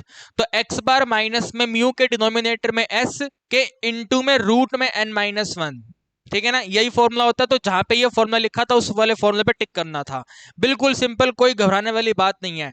एक क्वेश्चन आया था, अगर n का वैल्यू 30 है तो डिग्री फ्रीडम क्या है। कितना आसान क्वेश्चन है, डिग्री फ्रीडम एक वैल्यू कम हो जाएगा, एक वैल्यू कम होने का मतलब है सिंपल सा 30 माइनस 1 यानी कि 29 हो जाएगा। तो इस तरीके के सिंपल सिंपल क्वेश्चन एग्जाम में बने हैं। बाकी 3 क्वेश्चन मैंने नोट किए हुए हैं, वो मैं आपके सामने स्क्रीन लगा करके बता देता हूं।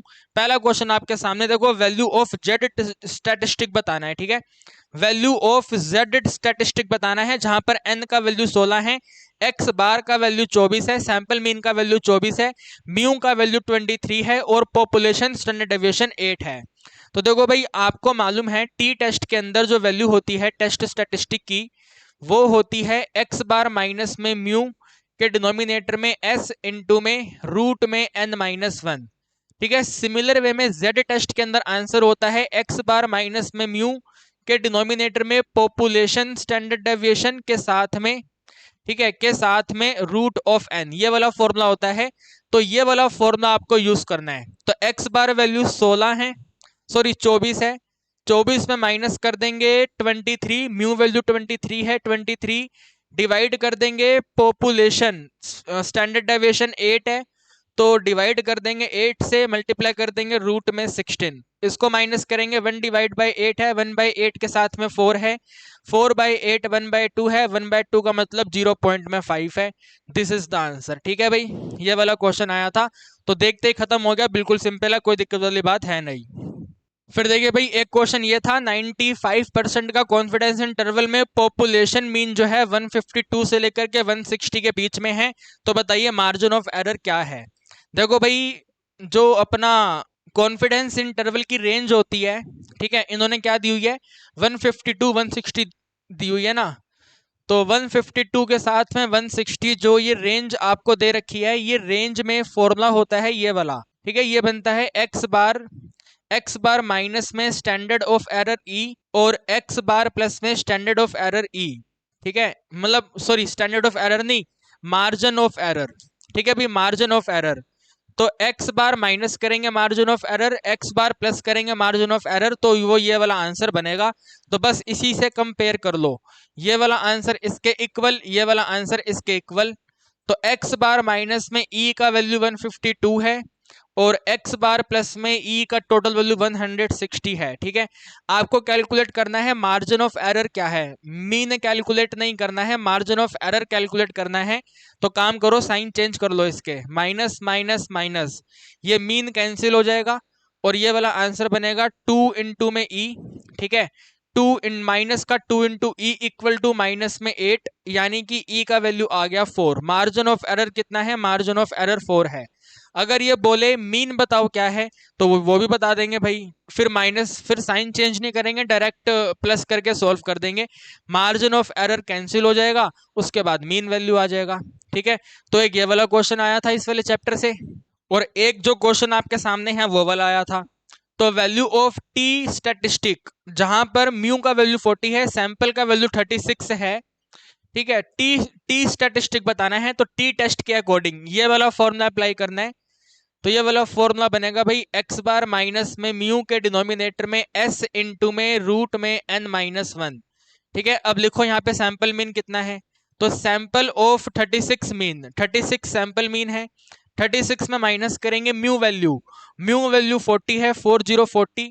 ठीक है, 40 को डिवाइड कर देंगे सैंपल स्टैंडर्ड डेविएशन जो कि 30 है, सो 30 के साथ में रूट में n माइनस वन है, n माइनस वन का मतलब है 50 माइनस वन कर देंगे, तो यहाँ पे आपके पास आंसर बनेगा -4 डिवाइड बाय 30 के मल्टीप्लीकेशन में रूट में 49। ठीक है, ये बनेगा आपके पास माइनस का 2 डिवाइड बाय 15 के साथ में 7, तो आंसर बना माइनस का 14 डिवाइड बाय 15। अब भाई इसको सॉल्व कर लेना। ठीक है, ये 14 बाय 15 डेसिमल नोटेशन में कितना होगा ये आप पता कर लेना, उसके हिसाब से लिख देना आंसर कितना आएगा। ठीक है, अगर मैं अभी नोट करूं 14 बाय 15 तो 0.933 है। ठीक है भाई, कितना आंसर है, माइनस में 0.933, तो जहां पर ये होगा उस पर टिक कर देना। तो मेरे भाई इन्फ्रेंशियल स्टैट्स के ऐसे ही क्वेश्चन आ रहे हैं। ठीक है, मतलब यही क्वेश्चन आ रहे हैं, मैंने आपको बता दिया, पहले 3 थ्योरेटिकल क्वेश्चन बता दिए और ये वाले ऐसे करके प्रैक्टिकल क्वेश्चन आ रहे हैं, तो कोई दिक्कत वाली बात है नहीं। ठीक है, ये वाली यूनिट खत्म होती है। इसके बाद अगर हम बात करें टाइम सीरीज और इंडेक्स नंबर यूनिट नंबर 6 की, तो भाई यूनिट नंबर 6 में अभी तक टाइम सीरीज का क्वेश्चन नहीं देखा गया है। आपके साथी जो पेपर देकर आए हैं उनके पेपर में टाइम सीरीज का क्वेश्चन नहीं था, बिल्कुल नहीं था, इंडेक्स नंबर का क्वेश्चन था। ठीक है, तो इंडेक्स नंबर का क्या क्वेश्चन था भाई, इंडेक्स नंबर का क्वेश्चन उन्होंने मुझे बताया ऐसे दिया हुआ था। ठीक है, इंडेक्स नंबर में ऐसे दिया हुआ था कि समेशन P0 Q0 का टोटल वैल्यू 700 है, समेशन P0 और Q1 का टोटल वैल्यू 1450 है। समेशन P1 और Q0 का टोटल वैल्यू 855 है और समेशन P1 और Q1 का टोटल वैल्यू 1300 है। तो लास्प्रे इंडेक्स नंबर बताओ क्या है। ठीक है, लास्प्रे इंडेक्स बताओ क्या है। हो सकता है आपके एग्जाम में आ जाए पास्चे इंडेक्स बताओ, या फिर आपके एग्जाम में आ जाए कि अपना फिशर इंडेक्स बताओ। ठीक है, ये तीन टाइप के इंडेक्स ही आपने पढ़े हैं, तो ये तीन टाइप के इंडेक्स से आपसे पूछे जा सकते हैं। तो भाई देखो, इनकी कैलकुलेशन ना पूरी आपके ऊपर डिपेंड करती है कि आप ये क्वेश्चन अटेम्प्ट करेंगे नहीं करेंगे, कंप्लीटली आपके ऊपर है। अगर आपको कैलकुलेशन जानदार शानदार बढ़िया से आती है तो आप कैलकुलेशन करिए, इस क्वेश्चन को अटेम्प्ट करिए, अदरवाइज आप इस क्वेश्चन को स्किप कैटेगरी में डाल दीजिए। ठीक है, तो अगर आप अभी मैं यहाँ पे फॉर्मूला लिख देता हूँ। ठीक है, मैं पूरा सोल्व नहीं करूंगा, फॉर्मूला लिख के छोड़ रहा हूँ। बाकी आपकी इच्छा, एग्जाम में आप सोल्व करना चाहते हैं सोल्व करिए, फॉर्मूले के हिसाब से डिवाइड करना पड़ेगा डिवाइड करिए, अगर नहीं करना चाहते तो मत करिए। ठीक है, स्किप कर देना। जो लास्ट प्रे है भैया, लास्ट प्रे होता है समेशन ऑफ P1 के साथ में Q0 के डिनोमिनेटर में समेशन ऑफ P0 के साथ में Q0। ठीक है, ये लास्ट प्रे होता है। पास्चे होता है आपका समेशन ऑफ P1 के साथ में Q1 के डिनोमिनेटर में समेशन ऑफ P0 के साथ में Q1। ठीक है, और मल्टीप्लाई बाय 100 तो डेफिनेटली आएगा ही आएगा। ठीक है, डेफिनेटली मल्टीप्लाई 100 तो होगा ही होगा। ये इनके फॉर्मूला होते हैं। साथ में फिशर होता है ज्योमेट्रिक मीन ऑफ, यानी कि रूट ऑफ लास्प्रे मल्टीप्लाई बाय पास्चे। ठीक है भाई, लास्ट पे मल्टीप्लाई बाय पास्चे होता है फिशर। सिंपल सी बात है, ये आपके एग्जाम में क्वेश्चन आया था। एक क्वेश्चन और बना था, ठीक है, वो थ्योरेटिकल क्वेश्चन था, प्रॉपर्टी बेस्ड क्वेश्चन था कि टाइम रिवर्सल टेस्ट की कंडीशन में P01 को मल्टीप्लाई करते हैं P10 से, तो इसका आंसर क्या होता है। According to time reversal test इस वाली प्रॉपर्टी का आंसर क्या होता है। तो टाइम रिवर्सल टेस्ट में इस वाली प्रॉपर्टी का आंसर 1 होता है। ठीक है, 1 आपके जिस ऑप्शन में होगा उस पर टिक कर देना। तो एक तो ऐसा क्वेश्चन आ रहा है और एक ऐसा प्रॉपर्टी बेस्ड क्वेश्चन आ रहा है। अगर प्रॉपर्टी बेस्ड क्वेश्चन आएगा डेफिनेटली कर देना, या फिर प्रॉपर्टी बेस्ड क्वेश्चन में ऐसे बोल सकते हैं कि कौन सा इंडेक्स आइडियल इंडेक्स होता है। ठीक है, आइडियल इंडेक्स फिशर इंडेक्स होता है। ठीक है, आइडियल इंडेक्स कौन सा होता है भाई, फिशर इंडेक्स होता है। ठीक है, फिशर इंडेक्स एक आइडियल इंडेक्स होता है, ध्यान रखना। ठीक है, Fisher index is ideal index, ये वाला आ सकता है। या फिर आपको बोलेंगे वेरी वेरी पॉपुलर कौन सा इंडेक्स है। ठीक है, पॉपुलर कौन सा इंडेक्स है, पॉपुलर यानी कि जो सबसे पुराना है वो पॉपुलर है। सबसे पुराना लास्प्रे है, तो लास्प्रे पॉपुलर है। ठीक है, लास्प्रे is popular, L is popular. अगर पॉपुलर पूछें तो एल इज पॉपुलर, और अगर आइडियल पूछें, ठीक है, अगर आइडियल पूछें यानी कि सही कौन सा रहता है, तो सही फिशर रहता है। समझ गए बात को। ये वाला आया हुआ क्वेश्चन है आपके मतलब आपके साथियों के एग्जाम में आया था, बाकी ये वाले आपके एग्जाम में आ सकता है। बाकी ये मैंने आपको बता दिया, इस तरीके से आपका मन करे तो इन क्वेश्चंस को अटेम्प्ट करिएगा, वरना मत करिएगा। ठीक है, यूनिट 6 तक हो गया, एक बार आप इसको देखिए, फिर आगे बढ़ते हैं यूनिट 7 पे। ठीक है, देखिए भाई, यूनिट नंबर 7 के अगर क्वेश्चन आपके एग्जाम में आए ना, अगर क्वेश्चन आपके एग्जाम में यूनिट 7 का आता है तो ध्यान रखेगा, यूनिट 7 के क्वेश्चन में परपेचुटी का क्वेश्चन आपको एग्जाम में अटेम्प्ट करना है। ठीक है, परपेचुटी का क्वेश्चन आप एग्जाम में अटेम्प्ट करेंगे क्योंकि आसान क्वेश्चन होता है। साथ में डेप्रीसिएशन का अगर क्वेश्चन आ गया तो ये वाला क्वेश्चन भी डेफिनेटली अटेम्प्ट करेंगे एग्जाम में, क्योंकि आसान होता है। इसके साथ में अगर बॉन्ड का थ्योरी क्वेश्चन आया, ठीक है, बॉन्ड का थ्योरी क्वेश्चन, ठीक है, बॉन्ड का थ्योरी क्वेश्चन आया तो बॉन्ड का थ्योरी क्वेश्चन भी आप एग्जाम में अटेम्प्ट कर देना। आपके जो साथी हैं उनके एग्जाम में परपेचुटी का क्वेश्चन आया था, 2 परपेचुटी के क्वेश्चन थे और 1 डेप्रिसिएशन का क्वेश्चन था। बाकी एक सिंकिंग फंड का क्वेश्चन आया था। सिंकिंग फंड का क्वेश्चन एग्जाम में अटेम्प्ट नहीं करते। ठीक है, सिंकिंग फंड का क्वेश्चन एग्जाम में अटेम्प्ट नहीं करते हैं, ध्यान रखेगा, क्योंकि सिंकिंग फंड की कैलकुलेशन बड़ी होती है, तो सिंकिंग फंड की कैलकुलेशन एग्जाम में नहीं करेंगे। ठीक है, साथ में अगर ईएमआई का फ्लैट रेट आए तो ये भी अटेम्प्ट करना है आपको। ठीक है, ईएमआई का फ्लैट रेट मेथड भी आसान होता है, तो ईएमआई का फ्लैट रेट मेथड भी एग्जाम में आया था, तो ये वाले क्वेश्चंस आपको अटेम्प्ट करने हैं। ठीक है, बाकी ईएमआई का रिड्यूसिंग बैलेंस, ठीक है, ईएमआई का रिड्यूसिंग बैलेंस में एक स्पेशल कैटेगरी है, मैं आपको दिखा देता हूं। ठीक है, स्पेशल कैटेगरी यानी कि P मल्टीप्लाई बाय आई के डिनोमिनेटर में 1 माइनस में 1 प्लस में आई की पावर माइनस n में अगर आपको ये वाला वैल्यू दिया हुआ है, ठीक है, ये वाला वैल्यू कंप्लीट लिख के दिया हुआ है तभी क्वेश्चन को अटेम्प्ट करिएगा, बिकॉज उस क्वेश्चन में इस वाली वैल्यू को पी से मल्टीप्लाई करना है और कुछ करने की जरूरत नहीं है, डायरेक्ट आंसर खत्म हो जाएगा। मल्टीप्लाई तो हम कर सकते हैं लेकिन डिवाइड भी करना पड़े वो हम नहीं कर सकते, ठीक है। तो सिंकिंग फंड का क्वेश्चन आपको एग्जाम में बिल्कुल अटेम्प्ट नहीं करना है, ठीक है। ये वाला क्वेश्चन आपको एग्जाम में अटेम्प्ट नहीं करना है। बाकी थ्योरी क्वेश्चन आए, ये वाला क्वेश्चन आए, ऐसे कैटेगरी का क्वेश्चन आए तो अटेम्प्ट करिएगा। और एग्जाम में क्वेश्चन आए भी हैं, ठीक है ना, इन्हीं टॉपिक पे क्वेश्चन आए हैं। तो यार हमने क्लास 12th में काफी सारे क्वेश्चंस इनके ऊपर करे हैं, तो आपको आते होंगे, अलग से करवाने की मुझे जरूरत नहीं है। बस मैं एक ये वाला क्वेश्चन आपको बता देता हूँ, ठीक है। ये वाला क्वेश्चन कौन सा है, तो देखिए भाई क्वेश्चन ऐसा है ये वाला।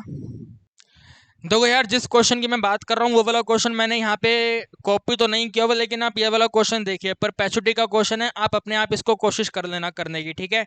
इसमें आपको रेट बताना है। ये वाला क्वेश्चन जोबन सिंह के पेपर में आया था, ठीक है। ये वाला क्वेश्चन भी परपेचुटी का क्वेश्चन है, क्वार्टर का क्वेश्चन है, ठीक है ना, एट द एंड का क्वेश्चन है, तो बिल्कुल आसान क्वेश्चन है। ऐसे वाला क्वेश्चन आपको अटेम्प्ट करना है एग्जाम में। एक ये वाला क्वेश्चन है, ठीक है, at what rate of interest, तो रेट बताना है, परपेचुटी का रेट बताना है, डेफिनेटली ऐसे क्वेश्चन अटेम्प्ट करने हैं। एक ये क्वेश्चन है, ठीक है, लीनियर मेथड का यूज करके आपको स्क्रैप वैल्यू बतानी है, सी माइनस एस में जो एस होता है वो आपको इस क्वेश्चन में बताना है। तो इस तरीके के क्वेश्चन आपको अटेम्प्ट करने हैं। फिर एक ये देखो ईएमआई का फ्लैट रेट मेथड, तो 1000% आपको फ्लैट रेट मेथड ईएमआई का क्वेश्चन करना है। और ये वाला है बॉन्ड का थ्योरी क्वेश्चन, ठीक है, दिस इज द बॉन्ड का थ्योरी क्वेश्चन। क्योंकि इस वाले क्वेश्चन में अगर आप बिल्कुल ही ध्यान से देखें तो इसमें जो एक कूपन रेट है, ठीक है, ये वाला जो कूपन रेट है और जो इल्ड टू मैच्योरिटी है ये सेम है, ठीक है, ये दोनों के दोनों रेट सेम है। तो अगर दोनों के दोनों रेट सेम है तो जो प्रेजेंट वैल्यू ऑफ बॉन्ड है, ठीक है, जो प्रेजेंट वैल्यू ऑफ बॉन्ड है वो बॉन्ड के फेस वैल्यू के बराबर है। यानी कि इस वाले क्वेश्चन का आंसर सिंपल सा 2000 है, ठीक है।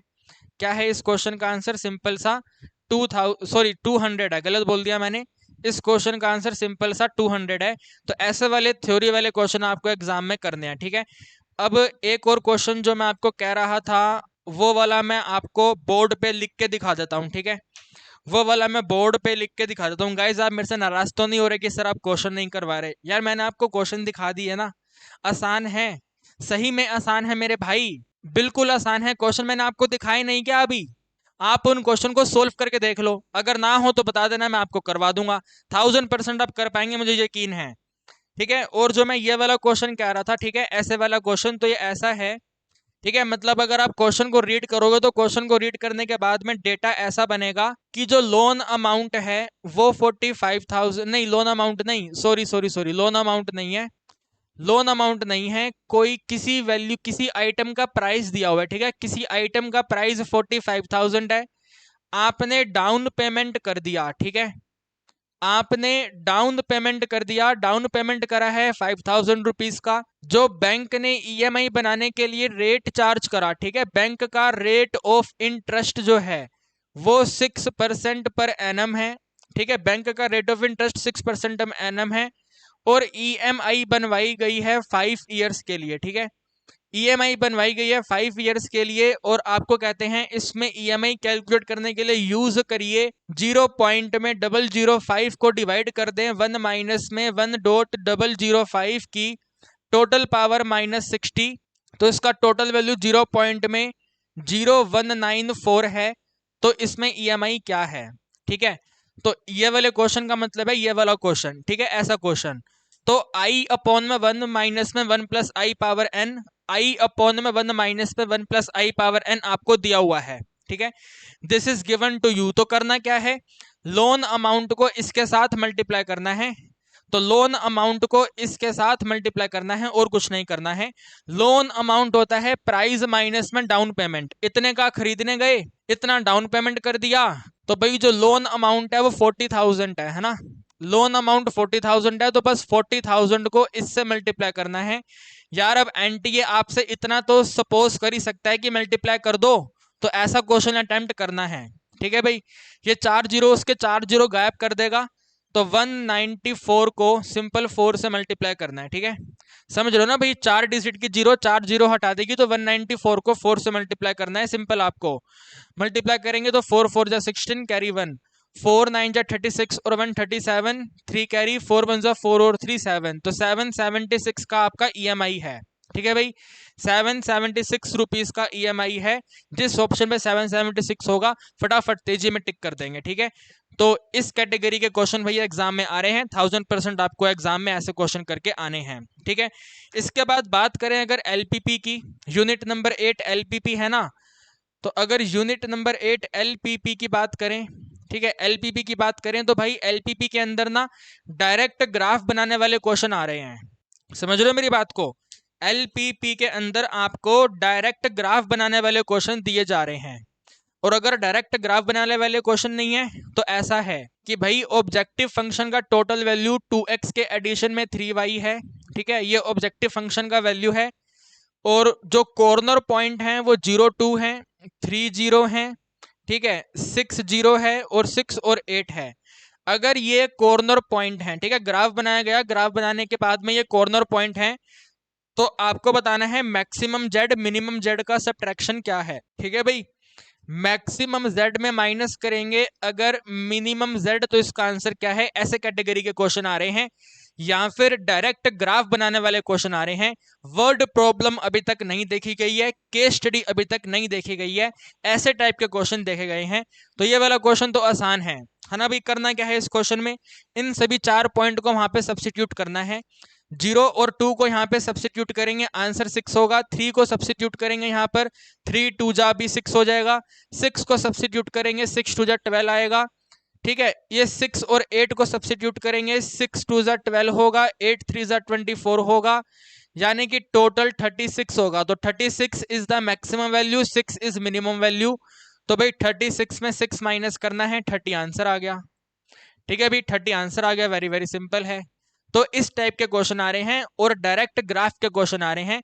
अब एग्जैक्ट क्वेश्चन क्या है वो हमें मिल नहीं पाया है, तो वो वाला क्वेश्चन आप अपनी बुक में से प्रैक्टिस कर लो। ठीक है, जिसमें डायरेक्ट ग्राफ बनाने वाले क्वेश्चन होते हैं, तो वो डायरेक्ट ग्राफ बनाने वाले क्वेश्चन आप प्रैक्टिस कर लो। तो मेरे दोस्तों, उम्मीद करता हूं आपको क्वेश्चंस का आइडिया मिल गया होगा, क्या लेवल का क्वेश्चन आ रहा है। ठीक है, अगर इक्के दुक्के क्वेश्चन को छोड़ दें तो पेपर आसान है, और अगर इक्के दुक्के क्वेश्चन को इंक्लूड कर दें तो मॉडरेट लेवल का पेपर अभी तक देखा गया है। हाई लेवल के क्वेश्चंस अभी तक नहीं आए हैं। ठीक है ना, देखो यार, आप इसको हाई लेवल कहोगे, इसको यहाँ मल्टीप्लाई करना ये हाई लेवल है? कोई बच्चे वाली चीजें हैं। ठीक है, परपेचुटी का क्वेश्चन बच्चा लेवल का क्वेश्चन है, बॉन्ड का थ्योरी क्वेश्चन मैंने दिखाया, बच्चे लेवल का क्वेश्चन है, इंक्रीजिंग डिक्रीजिंग बच्चे लेवल का क्वेश्चन है, वो इंटरवल वाले क्वेश्चन थोड़े कह सकते हैं मुश्किल थे, मैंने आपको करवा दिए है ना। आपके साथियों के लिए मुश्किल थे, आपके लिए मुश्किल नहीं है। तो जो भी टोटल मेरे से बन सका भाई, सारे क्वेश्चन आपको करवा दिए। जो मेरे पास क्वेश्चंस का कलेक्शन आया था सब मैंने आपको करवा दिया। उम्मीद करता हूं आपको थोड़ा हेल्प हुआ होगा। एंड डेफिनेटली जब आपका एग्जाम हो जाएगा तो आप भी अपने क्वेश्चंस हमें बता दीजिएगा, सो डैट हम आपके बाकी दोस्तों को बता दें। ठीक है गाइज, उम्मीद करता हूँ कहानी आपको समझ आई है, वीडियो में आपको हेल्पफुल रही होगी। एंड भाई अगर रही है तो अपने दोस्तों के साथ शेयर कर दो। आपसे मुलाकात करेंगे अगली वीडियो में।